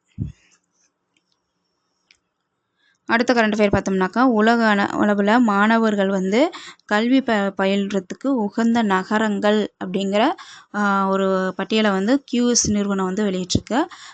இந்த பட்டியலில் பார்த்தோம்னா நம்ம இந்திய அளவில் எடுத்துக்கிட்டோம்னாக்கா புதுடில்லி வந்து முதலிடத்துலையும், இந்தியா வந்து 2வது இடத்துலையும், மும்பை வந்து 2வது இடத்துலையும், பெங்களூர் வந்து 3வது இடத்துலையும், சென்னை வந்து 4வது இடத்துலையும் பிடிச்சிருக்கு. புதுடில்லி வந்து முதலிடத்தில் பிடிச்சிருக்கு. இது வந்து வேர்ல்டு லெவலில் பார்த்தோம்னா 111வது இடம். செகண்ட் வந்து மும்பை, இது வேர்ல்டு லெவலில் பார்த்தோம்னா 113வது இடம். தேர்டு வந்து பெங்களூர், இது வேர்ல்டு லெவலில் பார்த்தோம்னா 130வது இடம். 4வது வந்து சென்னை, இது வந்து வேர்ல்டு லெவலில் 140வது இடம் பிடிச்சிருக்கு. வேர்ல்டு லெவலில் ஃபஸ்ட்டு 3 இடம் பிடிச்சதை பார்த்தோம்னாக்கா லண்டன், 2வது வந்து ஜப்பான் தலைநகர் டோக்கியோ, 3வது வந்து தென்கொரிய தலைநகரம் சியோல். உலக அளவில் மாணவர்கள் கல்வி பயில்றதுக்கு உகந்த நகரங்கள் பட்டியலில் நம்ம இந்திய அளவில் ஃபஸ்ட்டில் வந்து புதுடில்லி, 2வது இடத்துல மும்பை, 3வது இடத்துல பெங்களூர், 4வது இடத்துல சென்னை. உலக அளவில் முதல் 3 இடத்துல உள்ளது எதுன்னு பார்த்தோம்னாக்கா முதல் இடத்துல லண்டன், 2வது இடத்துல டோக்கியோ, 3வது இடத்துல சியோல். இதிலே வந்து நம்ம புதுடில்லி வந்து 111வது இடம், மும்பை வந்து 113வது இடம், பெங்களூர் வந்து 130வது இடம், சென்னை வந்து 140வது இடம். அடுத்த கரண்ட் அஃபேர் பார்த்தோம்னா நம்பகமான விமான பயணி திட்டம். நம்பகமான விமான பயணி திட்டத்தை வந்து மத்திய உள்துறை அமைச்சர் அமித்ஷா வந்து தொடங்கி வச்சுருக்காங்க. இது வந்து பார்த்தோம்னா மத்திய உள்துறை அமைச்சகம் ப்ளஸ் விமான போக்குவரத்து துறை இது ரெண்டும் இணைந்து தான் வந்து இந்த புதிய திட்டத்தை வந்து அறிமுகம் செஞ்சுருக்கு. இந்த திட்டத்தோட நோக்கம் என்னன்னு பார்த்தோம்னாக்கா இந்த திட்டத்தில் பதிவு செய்த பயணிகள் வந்து இந்தியாவோட சர்வதேச விமான நிலையங்களில் வந்து நீண்ட நேரம் காத்திருக்க வேண்டிய அவசியம் கிடையாது. அவங்களுக்கான சிறப்பு வாயில்கள் மூலம் சாதாரண பரிசோதனைக்கு அப்புறம் அவங்க வந்து விமான பயணத்தை மேற்கொள்ளலாம் அல்லது விரைவாக வெளியேறலாம். எப்படின்னு பார்த்தோம்னாக்கா இவங்க வந்து ஏற்கனவே வந்து பதிவு செஞ்சுருப்பாங்க. எப்படி பதிவு செய்கிறதுன்னு பார்த்தோம்னாக்கா இந்திய பாஸ்போர்ட் வச்சுருக்கிறவங்க, வெளிநாடு வாழ் இந்தியர்களுக்கான OCA அட்டை இது ரெண்டும் வச்சுருக்கிறவங்க வந்து நம்பகமான விமான பயணி திட்டத்தின் கீழ் ஆன்லைனில் உரிய ஆவணங்களை வந்து இவங்க விண்ணப்பிக்கணும். அப்போ எல்லா டீட்டெயிலும் கொடுத்துருவாங்க. எல்லா டீட்டெயில் கொடுக்கறது மூலம் இவங்க வந்து ஈஸியாக வந்து சில ரூல்ஸ் இருக்கும், அதை கேட்டுட்டு அவங்க வந்து சீக்கிரமாக அனுப்பிச்சிடுவாங்க. அடுத்த கரண்ட் அஃபேர் பார்த்தோம்னா நில அபகரிப்பை தடுக்க புதிய செயற்குழு எங்கே அமைச்சிருக்காங்கன்னு பார்த்தோம்னா மேற்கு வங்கம். அரசுக்கு சொந்தமான நிலம் அபகரிக்கப்படுவதை தடுக்க மேற்கு வங்க மாநில அரசு வந்து மூத்த அரசு அதிகாரிகள் அடங்கிய செயற்குழு ஒன்றை அமைச்சிருக்கு. நில அபகரிப்பை தடுக்க புதிய செயற்குழு எங்கே அமைச்சிருக்காங்கன்னு பார்த்தோம்னா மேற்கு வங்க மாநிலத்தில். மேற்கு வங்கத்தை பற்றி ஒரு 4 பாயிண்ட் பார்ப்போம். மேற்கு வங்கத்தின் தலைநகர் வந்து கொல்கத்தா. மேற்கு வங்கத்தின் முதலமைச்சர் வந்து மம்தா பானர்ஜி. மேற்கு வங்கத்தின் ஆளுநர் வந்து சி.வி. ஆனந்த போஸ். இங்கே வந்து பார்த்தோம்னாக்கா சுந்தரவன காடுகள், வங்காள புலிகள், இரும்பு மற்றும் நிலக்கரி சுரங்கங்களுக்கு பெயர் பெற்ற மாநிலம் தான் வந்து மேற்கு வங்கம். நில அபகரிப்பை தடுக்க புதிய செயற்குழு அமைச்சிருக்கிற மாநிலம் வந்து மேற்கு வங்கம். அடுத்து பார்த்தோம்னாக்கா வாடகை தாய் மூலம் குழந்தை பெறும் மத்திய அரசு ஊழியர்களுக்கு வந்து 6 மாதம் விடுப்பு, அதுக்கான விதி வந்து இப்போ கொண்டு வந்திருக்காங்க. மத்திய சிவில் சர்வீஸ் விடுப்பு விதிகள் 1972 சட்டம் திருத்தப்பட்டு, அதாவது ஏற்கனவே இருந்தது வந்து 1972 அந்த சட்டம், அதை வந்து இப்போ திருத்தி இந்த 6 மாத கால விடுப்பு விதி கொண்டு வரப்பட்டிருக்கு. இந்த சட்டத்தின்படி வாடகை தாய் மூலம் குழந்தையை பெறும் தாய் வந்து 180 நாட்கள், அதாவது 6 மாதங்கள் வந்து மகப்பேறு விடுப்பும், குழந்தையின் தந்தைக்கு வந்து 6 மாத காலத்துக்குள் பார்த்தோம்னாக்கா 15 நாட்கள், அந்த 6 மாதத்துக்குள்ள 15 நாட்கள் விடுப்பு எடுத்துக்கொள்ளையும் புதிய விதிகளில் அனுமதி வழங்கப்பட்டிருக்கு. அதாவது வாடகை தாய் மூலம் குழந்தை பெற தாய்க்கு வந்து 6 மாத விடுப்பு, தந்தைக்கு வந்து அந்த 6 மாதத்துக்குள்ளே 15 நாட்கள் விடுப்பு எடுத்துக்கலாம். அதே போல் அந்த வாடகை தாய் மூலம் குழந்தை பெறாங்களா அந்த தாய் ப்ளஸ் இந்த வாடகை தாய், இவங்க 2 பேருமே பார்த்தோம்னாக்கா மத்திய அரசு ஊழியர்களாக இருந்து இவங்களுக்கு வந்து இன்னொரு கண்டிஷன் என்னன்னாக்கா 2 குழந்தைகளுக்கு கீழே இருக்கணும். 2 குழந்தைகளுக்கு கீழே குறைவாக இருப்பவங்களாக இருந்துச்சுன்னு அப்படின்னாக்கா அவங்களுக்கு வந்து 180 நாட்கள், அதாவது 6 மாதம் விடுப்பு வழங்கப்படும் அப்படின்ட்டு இந்த புது விதி வந்து சொல்லப்பட்டிருக்கு. இப்போ பழைய விதி இருக்குல்ல 1972, அதுதான் வந்து இப்போ நடைமுறையில் இருக்கிற விதி. அந்த விதியில் வந்து என்ன கண்டிஷன் பார்த்தோம்னாக்கா பெண் அரசு ஊழியர், அதாவது மத்திய அரசு ஊழியர் ப்ளஸ் தனி பெற்றோராக இருக்கிற ஆண் அரசு ஊழியர், இவங்களுக்கு பார்த்தோம்னாக்கா மொத்த விடுப்பு காலத்தில் 730 நாட்கள் வந்து விடுப்பு வழங்கப்பட்டு வந்துகிட்டு இருக்கு. இதுதான் வந்து தற்போதுக்குள்ள விதி. இதை தான் இப்போ வந்து மாற்றி அமைச்சு 6 மாதம் விடுமுறை வழங்குறதா சொல்லியிருக்காங்க. பெண்களுக்கு வந்து 6 மாதம் விடுமுறை, அதாவது தாய் அவங்களுக்கு, தந்தைக்கு வந்து 6 மாதத்துக்குள்ள 15 நாள் அவங்க வந்து விடுப்பு எடுத்துக்கலாம். அடுத்த கரண்ட் அஃபேர் பார்த்தோம்னா உளவுத்துறை தலைவர் யாருன்னு பார்த்தோம்னா தபன் குமார் டேகா. இவங்களுடைய பதவிக்காலம் வந்து இப்போ ஓராண்டு நீட்டிச்சிருக்காங்க. உள்நாட்டில் உளவு பார்க்கும் நுண்ணறிவு பிரிவு ஐபி தலைவர் தபன் குமார் டேகா, இவங்களுடைய பதவிக்காலம் வந்து இப்போ ஓராண்டு நீட்டிச்சிருக்காங்க. அடுத்த கரண்ட் அஃபேர் பார்த்தோம்னாக்கா உலக கைவினை நகரம் அப்படின்ட்டு அங்கீகாரம் வாங்கியிருக்காங்க. எதுக்குன்னு பார்த்தோம்னாக்கா ஜம்மு காஷ்மீரோட கோடைக்கால தலைநகரான ஸ்ரீநகருக்கு உலக கைவினை நகரம் அப்படின்ட்டு அங்கீகாரம் வழங்கப்பட்ட நகரம் எதுன்னு பார்த்தோம்னா ஸ்ரீநகருங்கிறது ஜம்மு காஷ்மீரோட கோடைக்கால தலைநகர் தான் வந்து ஸ்ரீநகர். உலக கைவினை நகரம் அப்படிங்கிற ஒரு அங்கீகாரத்தை உலக கைவினை கவுன்சில் மூலம் அதிகாரப்பூர்வமாக வழங்கப்பட்டிருக்கு. ஸ்ரீநகருங்கிறது பார்த்தோம்னாக்கா ஜம்மு காஷ்மீரோட கோடைக்கால தலைநகர். கேரளாங்கிற பெயரை கேரளம் அப்படின்ட்டு அந்த மாநில அரசு வந்து இப்போ மாற்றிருக்காங்க. கேரளாங்கிற பெயரை வந்து கேரளம் அப்படின்ட்டு மாற்றுறோம் அப்படின்ட்டு ரொம்ப காலமாக வந்து ஒரு கோரிக்கை வச்சுக்கிட்டு இருந்தாங்க அவங்க. போன வருஷம் பார்த்தோம்னாக்கா இது மாற்றுறதுக்காக கேரள சட்டசபையில் வந்து மசோதா வந்து நிறைவேற்றப்பட்டுச்சு. அப்போ பார்த்தோம்னாக்கா அரசியலமைப்போட 1வது மற்றும் 8வது அட்டவணையில் கேரளாவோட பெயரை வந்து கேரளம் அப்படின்ட்டு மாற்றணும் அப்படின்ட்டு அப்போ சொல்லப்பட்டிருந்துச்சு. ஆனால் இப்போ வந்து என்ன மத்திய அரசு சொல்லியிருக்காங்கன்னாக்கா 8வது அட்டவணையில் மாற்ற தேவையில்லை, முதல் அட்டவணையை மட்டும் மாற்றினா போதும் அப்படின்னு சொன்னாங்க. அதனால் திருத்தப்பட்ட மசோதா வந்து மறுபடியும் அங்கே மாநிலத்தில் வந்து அவங்க மசோதாவை தாக்கல் செஞ்சு அவங்க சட்டசபையில் வந்து ஏகமனதாக இப்போ வந்து நிறைவேற்றப்பட்டிருக்கு. இந்த கேரளாங்கிற பெயரை கேரளம் அப்படின்ட்டு மாற்றுறதுக்காக அவங்க சட்டசபையில் வந்து நிறைவேற்றப்பட்டிருக்கு.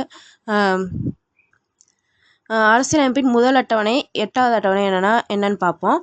ஃபஸ்ட்டு நம்ம இந்திய அரசியலமைப்பில் பார்த்தோம்னா மொத்தம் 12 அட்டவணை கொடுத்துருப்பாங்க. அதில் வந்து முதல் அட்டவணையில் வந்து என்ன சொல்லியிருப்பாங்கன்னு பார்த்தோம்னாக்கா மாநிலங்கள் மற்றும் யூனியன் பிரதேசங்களோட பெயர்கள் இருக்கும். மாநிலங்களின் பிராந்திய அதிகார வரம்பு முதல் அட்டவணையில் இருக்கும். அடுத்து 8வது அட்டவணையில் என்ன கொடுத்துருப்பாங்க அப்படின்னு பார்த்தோம்னாக்கா இந்திய அரசியல் அமைப்பால் அங்கீகரிக்கப்பட்ட 22 அதிகாரப்பூர்வ மொழிகள் வந்து அந்த 8வது அட்டவணையில் இருக்கும். இதுதான் வந்து நம்ம இந்திய அரசியலமைப்போட முதல் அட்டவணை மற்றும் 8வது அட்டவணை. இது எதுக்கு கொடுத்துருக்கேன் அப்படின்னாக்கா இங்கே சொல்லியிருப்பாங்க முதல் அட்டவணையில் மட்டும் அந்த பெயரை மாற்றினால் போதும் அப்படிங்கிற மாதிரி சொல்லியிருப்பாங்க. அதனால் அதை கொடுத்துருக்கேன். கேரளாங்கிற பெயரை வந்து கேரளாங்கிற பெயரை கேரளம் அப்படின்ட்டு அந்த மாநில அரசு வந்து இப்போ மாற்றிருக்கு. அடுத்த கரண்ட் அஃபேர் பார்த்தோம்னாக்கா அமைச்சர்களுக்கு வந்து வருமான வரி சலுகை வந்து ரத்து செஞ்சுருக்காங்க. எங்கன்னு பார்த்தோம்னா மத்திய பிரதேசத்தில். இது என்னன்னு பார்த்தோம்னாக்கா மத்திய பிரதேசத்தில் உள்ள அமைச்சர்களுக்கெல்லாம் வந்து வரி கட்டுறது வந்து அந்த மாநில அரசு தான் வந்து வரி கட்டிட்டு வந்துருந்துருக்கு. இப்போ வந்து முடிவு பண்ணியிருக்காங்க. என்ன முடிவு பண்ணியிருக்காங்கன்னா அவங்கவுங்க வரியை வந்து அவங்களே கட்டிக்கணும், அமைச்சர்களே கட்டிக்கணும் அப்படின்ட்டு அங்கே நடந்த அமைச்சரவை கூட்டத்தில் முடிவு செஞ்சுருக்காங்க. அமைச்சர்களுக்கு வருமான வரி சலுகை ரத்து எங்கே செஞ்சுருக்காங்கன்னா மத்திய பிரதேசத்தில். இதை எப்படி ஞாபகம் வச்சுக்கலான்னா அமைச்சர்கள்னால் என்னென்னு சொல்லுவோம், எம்பின்னு சொல்லுவோம். எம்பினா ஸ்டேட்டில் பார்த்தோம்னா மத்திய பிரதேசம். அப்போ அமைச்சர்களுக்கு வருமான வரி சலுகை ரத்து எங்கன்னு பார்த்தோம்னா மத்திய பிரதேசத்தில் அமைச்சர்களுக்கு வழங்கி வந்த வரி சலுகை வந்து இப்போ ரத்து செய்யப்பட்டிருக்கு. இது வந்து பார்த்தோம்னாக்கா 52 ஆண்டுகால நடைமுறை. இந்த அமைச்சர்களுக்கு அரசு வரி செலுத்துறது பார்த்தோம்னா 52 ஆண்டுகால நடைமுறை. அதை வந்து இப்போ ரத்து செஞ்சு அமைச்சர்களே தங்களின் வரியை செலுத்திக் கொள்வதாக அமைச்சரவை கூட்டத்தில் முடிவெடுக்கப்பட்டிருக்கு. மத்திய பிரதேசத்தை பற்றி ஒரு ஜிகே பாயிண்ட்ஸ் ஒரு 5 பாயிண்ட்ஸ் பார்ப்போம். மத்திய பிரதேசத்தின் தலைநகர் வந்து போபால். முதலமைச்சர் வந்து சிவராஜ் சிங் சௌகான். ஆளுநர் வந்து மங்குபாய் சி படேல். இங்கே பார்த்தோம்னாக்கா கன்கா தேசிய பூங்கா தான் வந்து இந்த மாநிலத்தில் வந்து புகழ்பெற்ற தேசிய பூங்கா. இங்கே பார்த்தோம்னாக்கா வங்காள புலிகள், சிறுத்தைகள், செந்நாய்கள், மான்கள் வந்து அதிக அளவில் காணப்படுது. அடுத்த கரண்ட் அஃபேர் பார்த்தோம்னாக்கா அகல் விளக்கு திட்டம். இது வந்து நம்ம தமிழக அரசால் கொண்டு வரப்பட்ட திட்டம். எதனாலன்னு பார்த்தோம்னா உடல் மனம் சமூக ரீதியிலான இடையூறுகளிலிருந்து மாணவிகள் வந்து தங்களை பாதுகாத்து கொள்றதுக்காக இந்த அகல் விளக்கு திட்டங்கிறத தமிழக அரசால் கொண்டு வரப்பட்டிருக்கு. மாணவர்களுக்காக கொண்டு வரப்பட்ட திட்டம் தான் வந்து அகல் விளக்கு திட்டம். எந்த மாணவர்களுக்காகன்னு பார்த்தோம்னா 9 முதல் 12ஆம் வகுப்பு வரை பயிலும் மாணவிகள் பயனடையும் வகையில் செயல்படுத்தப்பட இருக்குது. அகல் விளக்கு திட்டம்ங்கிறது தமிழக அரசால் கொண்டு வரப்பட்ட திட்டம். உடல் மனம் சமூக ரீதியிலான இடையூறுகளிலிருந்து மாணவிகள் தங்களை பாதுகாத்து கொள்ள அகல் விளக்கு திட்டம் வந்து தமிழக அரசால் அறிமுகப்படுத்தப்பட இருக்கு. அரசு பள்ளிகளில் 9 முதல் 12ஆம் வகுப்பு வரை பயிலும் மாணவிகள் பயனடையும் வகையில் செயல்படுத்தப்பட இருக்கு. அடுத்த கரண்ட் அஃபேர் பார்த்தோம்னாக்கா போட்டித் தேர்வுகளில் முறைகேடு நடந்தால் ஒரு மாநிலத்தில் வந்து அவசர சட்டம் வந்து கொண்டு வந்திருக்காங்க.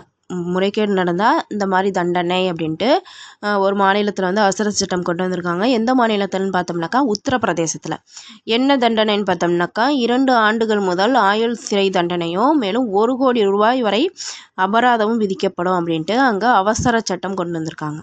போட்டித் தேர்வுகளில் முறைகேடுகள் நடந்தால் எங்கே அவசர சட்டம் முறைகேடு நடந்தால் தண்டனை அறிவித்து அவசர சட்டம் எங்கே கொண்டு வந்திருக்காங்கன்னு பார்த்தோம்னாக்கா உத்தரப்பிரதேச மாநில அரசு நடத்தும் அந்த மாநிலத்தில் நடத்துகிற போட்டித் தேர்வுகளில் முறைகேடு நடந்தால் உத்தரப்பிரதேச மாநில அரசு நடத்தும் போட்டித் தேர்வுகளில் வினாத்தாள் கசிவு ஆள் சேர்ப்பு முறையில் நடக்கும் முறைகேடுகளை தடுக்க புதிய அவசர சட்டம் கொண்டு வரப்பட்டிருக்கு. அதன்படி வினாத்தாள் கசிவு தொடர்பாக கைது செய்யப்படுவங்களுக்கு 2 ஆண்டுகள் முதல் ஆயுள் சிறை தண்டனையும் மேலும் 1 கோடி ரூபாய் வரை அபராதமும் விதிக்கப்படும் அப்படின்ட்டு அங்கே முதல்வர் வந்து சொல்லியிருக்காங்க.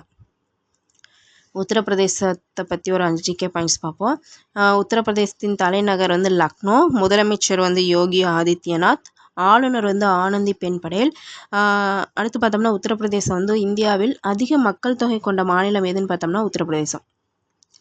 இந்தியாவில் அதிக மக்கள் தொகை கொண்ட மாநிலம் எதுன்னு பார்த்தோம்னா உத்தரப்பிரதேசம். அடுத்து பார்த்தோம்னா உத்தரப்பிரதேசம் வந்து ஈரவை சட்டமன்றம் கொண்ட மாநிலம் உத்தரப்பிரதேசம்.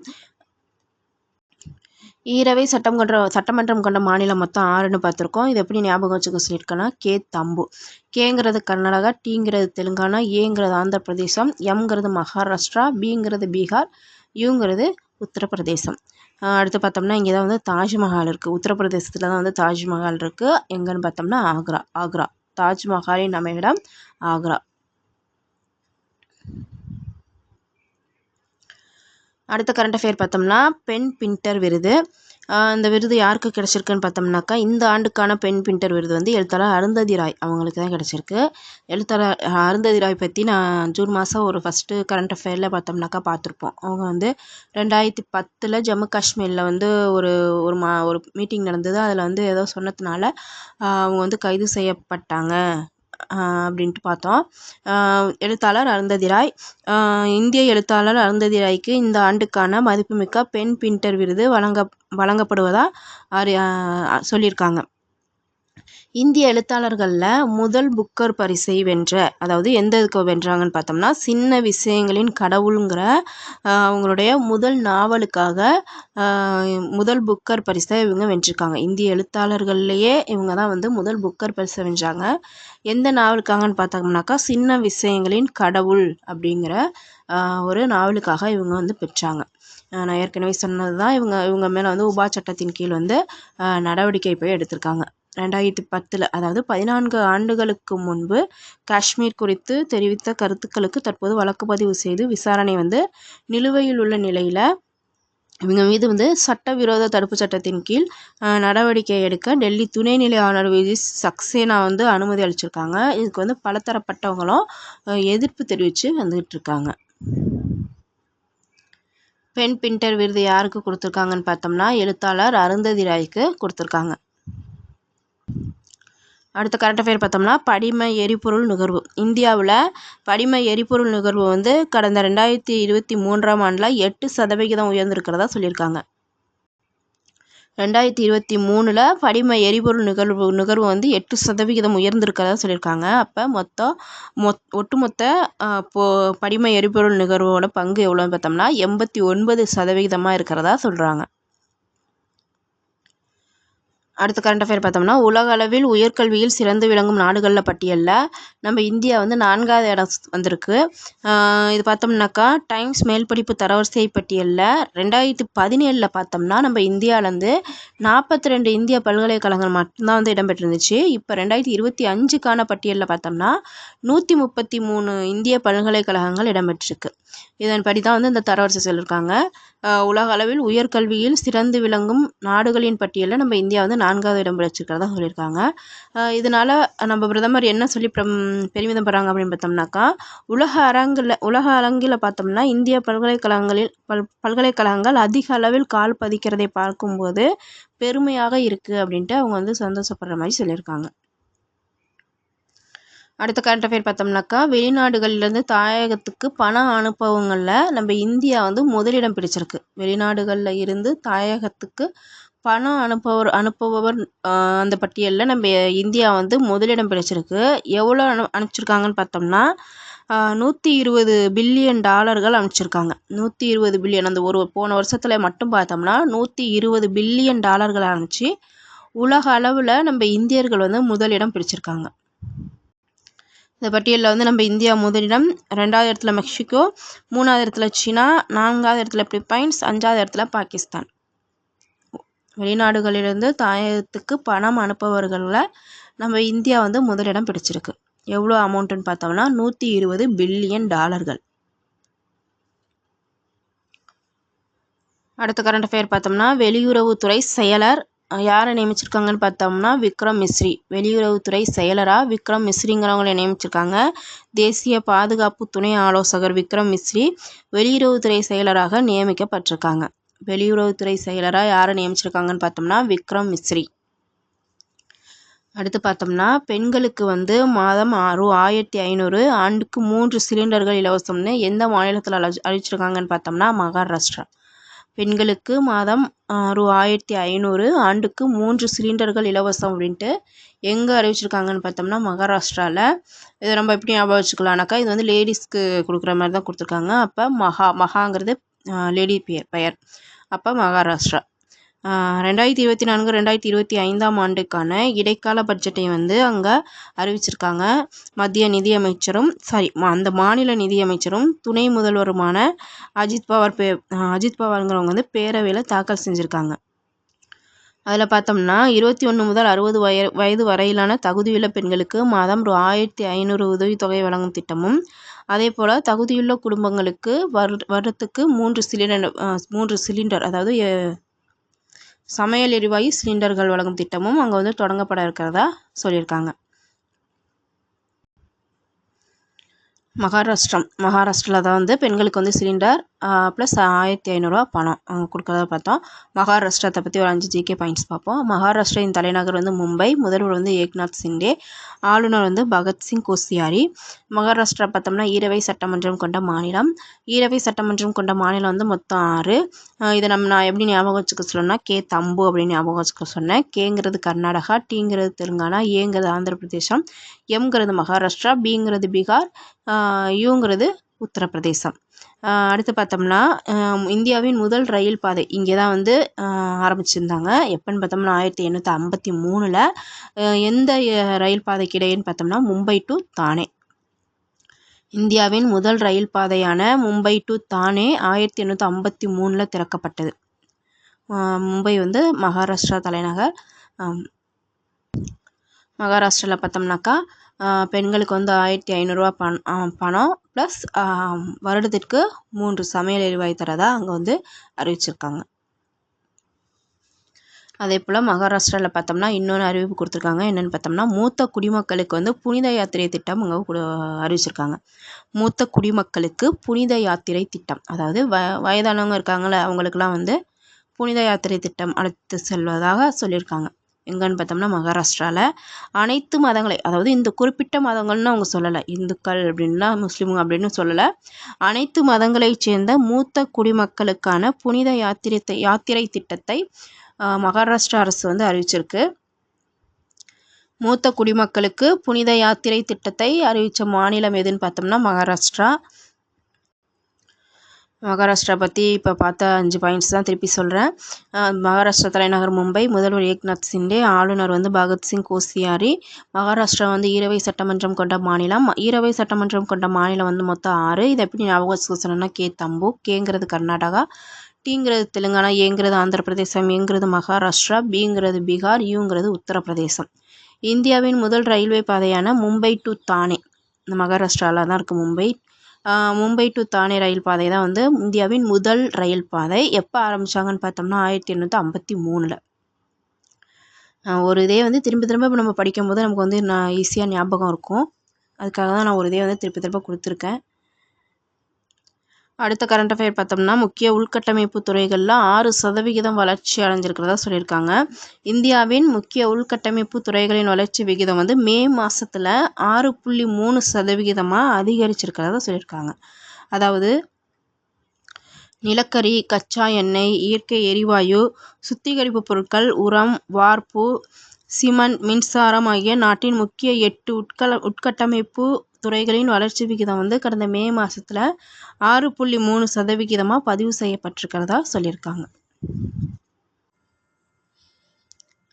அசைவ உணவுக்கு செலவு செய்வதில் கேரளா வந்து முதலிடம் பிடித்திருக்கிறதா மத்திய புள்ளியியல் மற்றும் திட்ட அமலாக்கத்துறை கீழ் செயல்படுற தேசிய மாதிரி ஆய்வு அலுவலகம் வந்து நடத்திய ஆய்வில் வந்து தெரிவிச்சிருக்கு.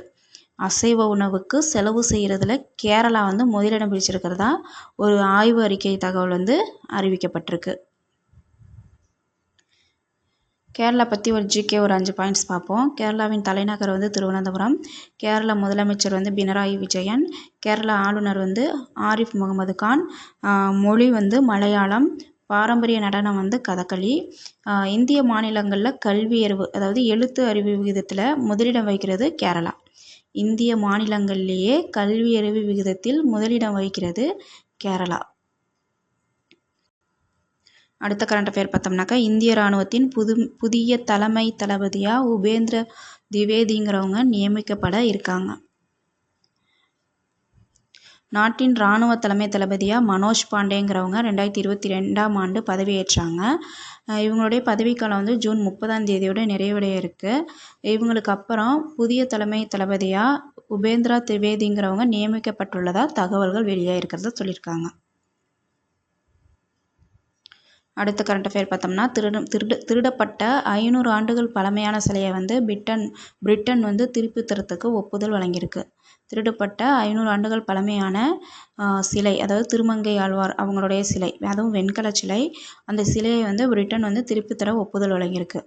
பிரிட்டனில் உள்ள புகழ்பெற்ற ஆக்ஸ்போர்ட் பல்கலைக்கழகம் தமிழ்நாட்டின் கோவிலிருந்து திருடப்பட்ட 500 ஆண்டுகள் பழமையான திருமங்கை ஆழ்வாரின் வெண்கல சிலையை இந்தியாவுக்கு திருப்பி தர ஒப்புதல் வழங்கியிருக்கு அப்படின்னு சொல்லியிருக்காங்க. அடுத்த கரண்ட் அஃபேர், இந்தியாவின் ஜிடிபி வளர்ச்சி. இந்தியாவின் ஜிடிபி வளர்ச்சி வந்து 6.6% உயரும் அப்படின்ட்டு உலக வங்கி வந்து கூறியிருக்கு. இந்தியாவின் ஜிடிபி வளர்ச்சி 6.6% உயரும் அப்படின்ட்டு உலக வங்கி தெரிவிச்சிருக்கு. அடுத்த கரண்ட் அஃபேர் பார்த்தோம்னா, தேசிய பாதுகாப்பு ஆலோசகராக அஜித் தோவல்ங்கிறவங்க நியமிக்கப்பட்டிருக்காங்க. ஏற்கனவே அவங்க தான் இருக்காங்க. இப்போ மறுபடியும் அவங்களே வந்து போட்டிருக்காங்க. பிரதமர் மோடி அவங்கக்கிட்ட தேசிய பாதுகாப்பு ஆலோசகராக அஜித் தோவல்ங்கிறவங்கள மறுபடியும், ஏற்கனவே அவங்க தான் இருக்காங்க, அதே போஸ்டிங்க்கு மறுபடியும் அவங்களே போட்டிருக்காங்க. நாட்டின் தேசிய பாதுகாப்பு ஆலோசகராக அஜித் தோவல் வந்து 3வது முறையாக நியமிக்கப்பட்டிருக்காங்க. அடுத்து பார்த்தோம்னா, இவங்களும் அதே போல தான் பிரதமர் மோடியின் முதன்மை செயலாளராக PK மிஸ்ரா அவங்க தான் நியமிக்கப்பட்டிருக்காங்க. ஏற்கனவே அவங்க தான் இருக்காங்க, மறுபடியும் இவங்கள தான் வந்து அந்த போஸ்டிங்க்கு போட்டிருக்காங்க. பிரதமரின் முதன்மை செயலாளராக PK மிஸ்ரா வந்து நியமிக்கப்பட்டிருக்காங்க. அடுத்த கரண்ட் அஃபேர் பார்த்தோம்னா, சில்லறை பணவீக்க விகிதம் 4.75 குறைஞ்சிருக்கு தான். இந்த மே மாதத்தில் பார்த்தோம்னா நாட்டின் சில்லறை பணவீக்க விகிதம் 12 மாதத்தை கம்பேர் பண்ணும்போது 4.75% குறைஞ்சிருக்கிறதா மத்திய அரசு வந்து தெரிவிச்சிருக்கு.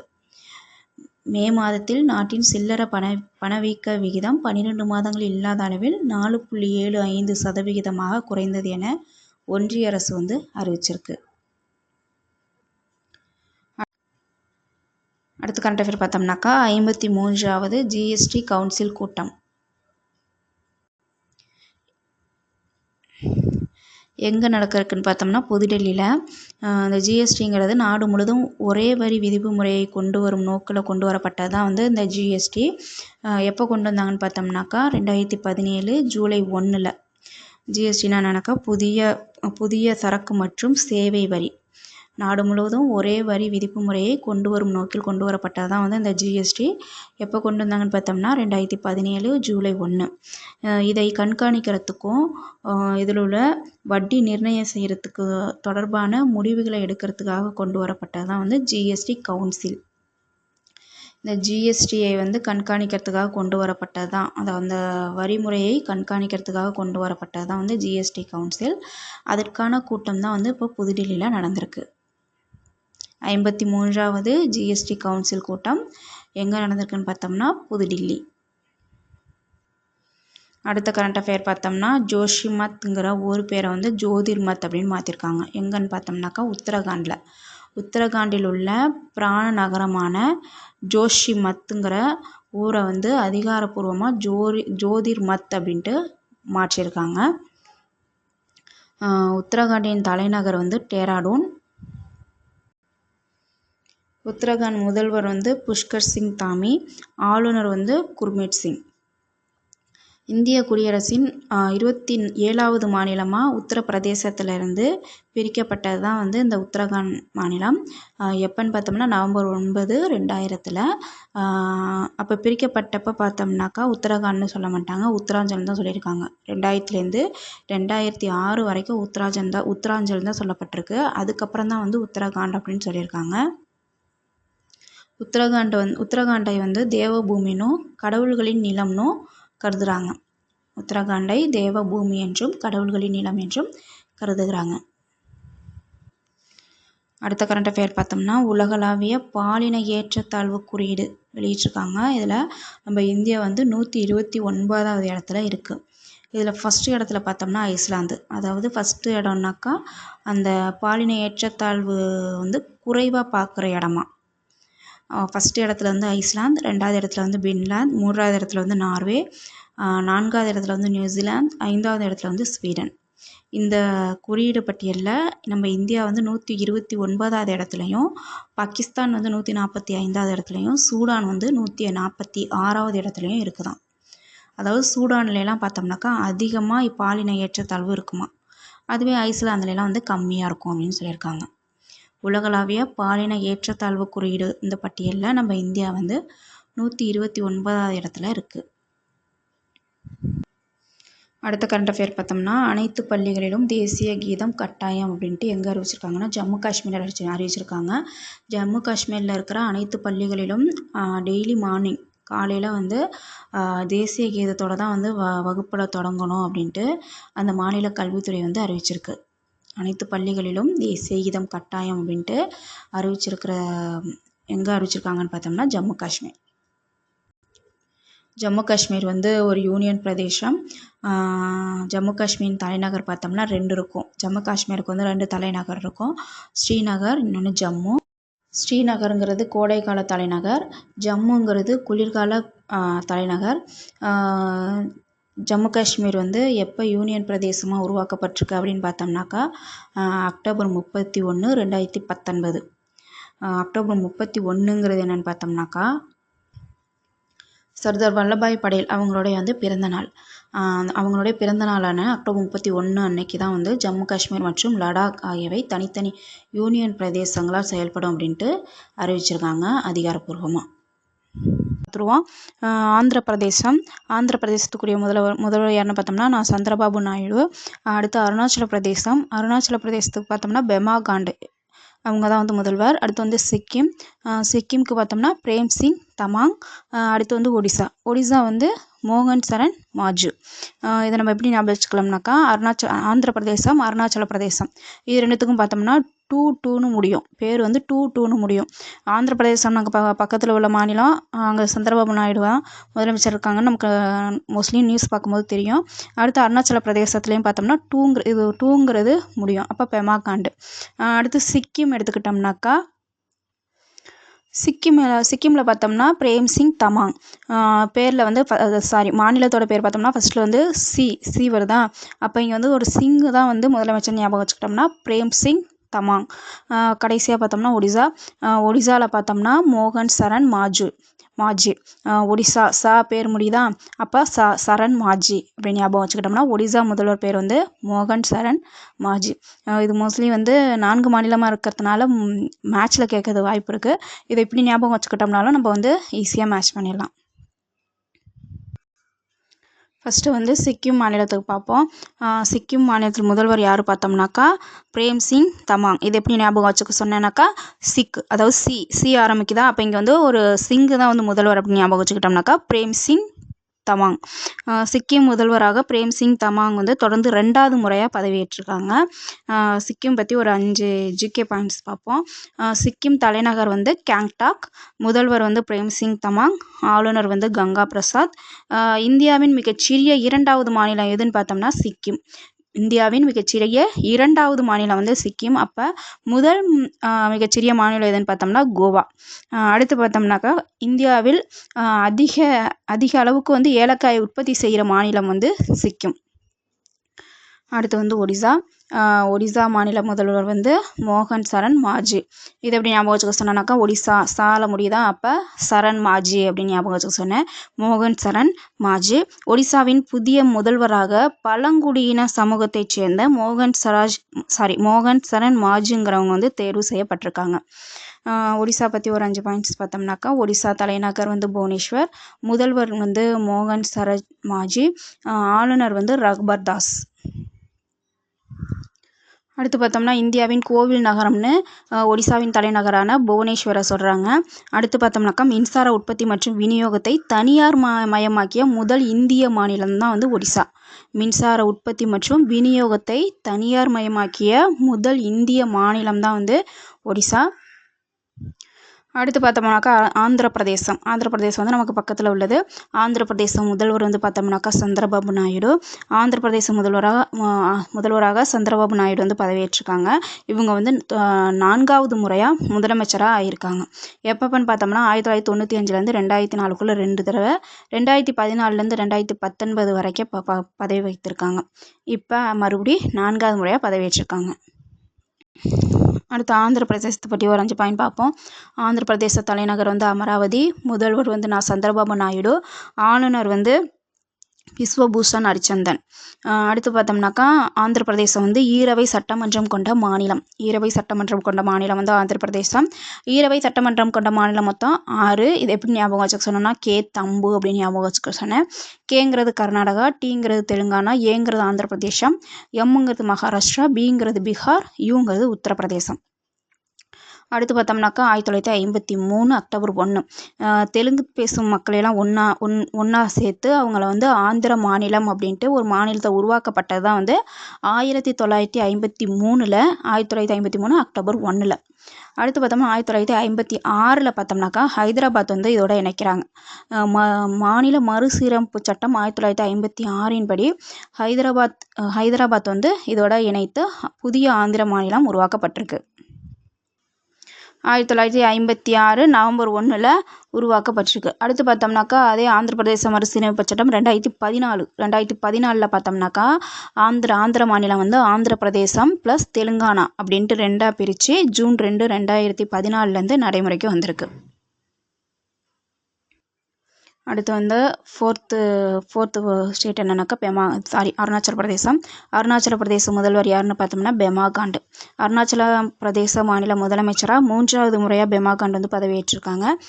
அருணாச்சல பிரதேசத்தை பற்றி ஒரு ஜிகே பார்ப்போம். அருணாச்சல பிரதேசத்தின் தலைநகர் வந்து இட்டா நகர். முதல்வர் வந்து பெமா காண்டு. ஆளுநர் வந்து கைவல்யா திரிவிக்ரம் பர்நாயக்ங்கிறது ஞாபகம் வச்சுக்கலாம். அடுத்து பார்த்தோம்னாக்கா அருணாச்சல பிரதேசம் வந்து இந்தியாவின் 24வது மாநிலமாக உருவாக்கப்பட்டிருக்கு. எப்போன்னு பார்த்தோம்னாக்கா பிப்ரவரி 20, 1987. அருணாச்சல பிரதேசம் வந்து பிப்ரவரி 20, 1987 இந்தியாவின் 24வது மாநிலமாக உருவாக்கப்பட்டிருக்கு. அடுத்து பார்த்தோம்னா கிவி பழத்திற்கு இயற்கை சான்றிதழை பெற்ற முதல் இந்திய மாநிலம் எதுன்னு பார்த்தோம்னா அருணாச்சல பிரதேசம். கிவி பழத்திற்கு இயற்கை சான்றிதழை பெற்ற முதல் இந்திய மாநிலம் எதுன்னு பார்த்தோம்னா அருணாச்சல பிரதேசம். இன்னொரு டைம் அந்த மாநிலம் அவங்களுடைய முதல்வர், அந்த மாநிலத்தோட முதல்வர் அவங்க பேரை மட்டும் பார்த்துருவோம். இது எப்படி நம்ம ஞாபகம் வச்சுக்க சொன்னோன்னாக்கா ஆந்திர பிரதேசத்துக்கும் அருணாச்சல பிரதேசத்துக்கும் 2 முடியும். ஆந்திர பிரதேசம் வந்து நமக்கு பக்கத்தில் உள்ள ஸ்டேட்டு. அங்கே சந்திரபாபு நாயுடு தான் இருக்காங்கன்னு நமக்கு தெரியும். அடுத்து வந்து அருணாச்சல பிரதேசத்துக்கு பார்த்தோம்னா பெமா காண்டு. அடுத்து வந்து சிக்கிமில் சியை ஞாபகம் வச்சுக்க சொன்னேன். இங்கே வந்து சிங்கு தான் வந்து முதல்வராக இருக்காங்க. அப்போ பிரேம் சிங் தமாங். 4th வந்து ஒடிசாவில் வந்து சா முடிகிறதுனால சரண் மாஜி அப்படின்னு ஞாபகம் வச்சுக்க சொன்னோம். ஒடிசா சரண் மாஜி அப்படிங்கிறத ஞாபகம் வச்சுக்கிட்டோம்னாக்கா ஒடிசா முதல்வர் வந்து மோகன் சரண் மாஜி. ஆந்திர பிரதேச மாநில முதல்வர் சந்திரபாபு நாயுடு. அருணாச்சல பிரதேச முதல்வர் பெமா காண்டு. சிக்கிம் மாநில முதல்வர் பிரேம் சிங் தமாங். ஒடிசா மாநில முதல்வர் மோகன் சரண் மாஜி.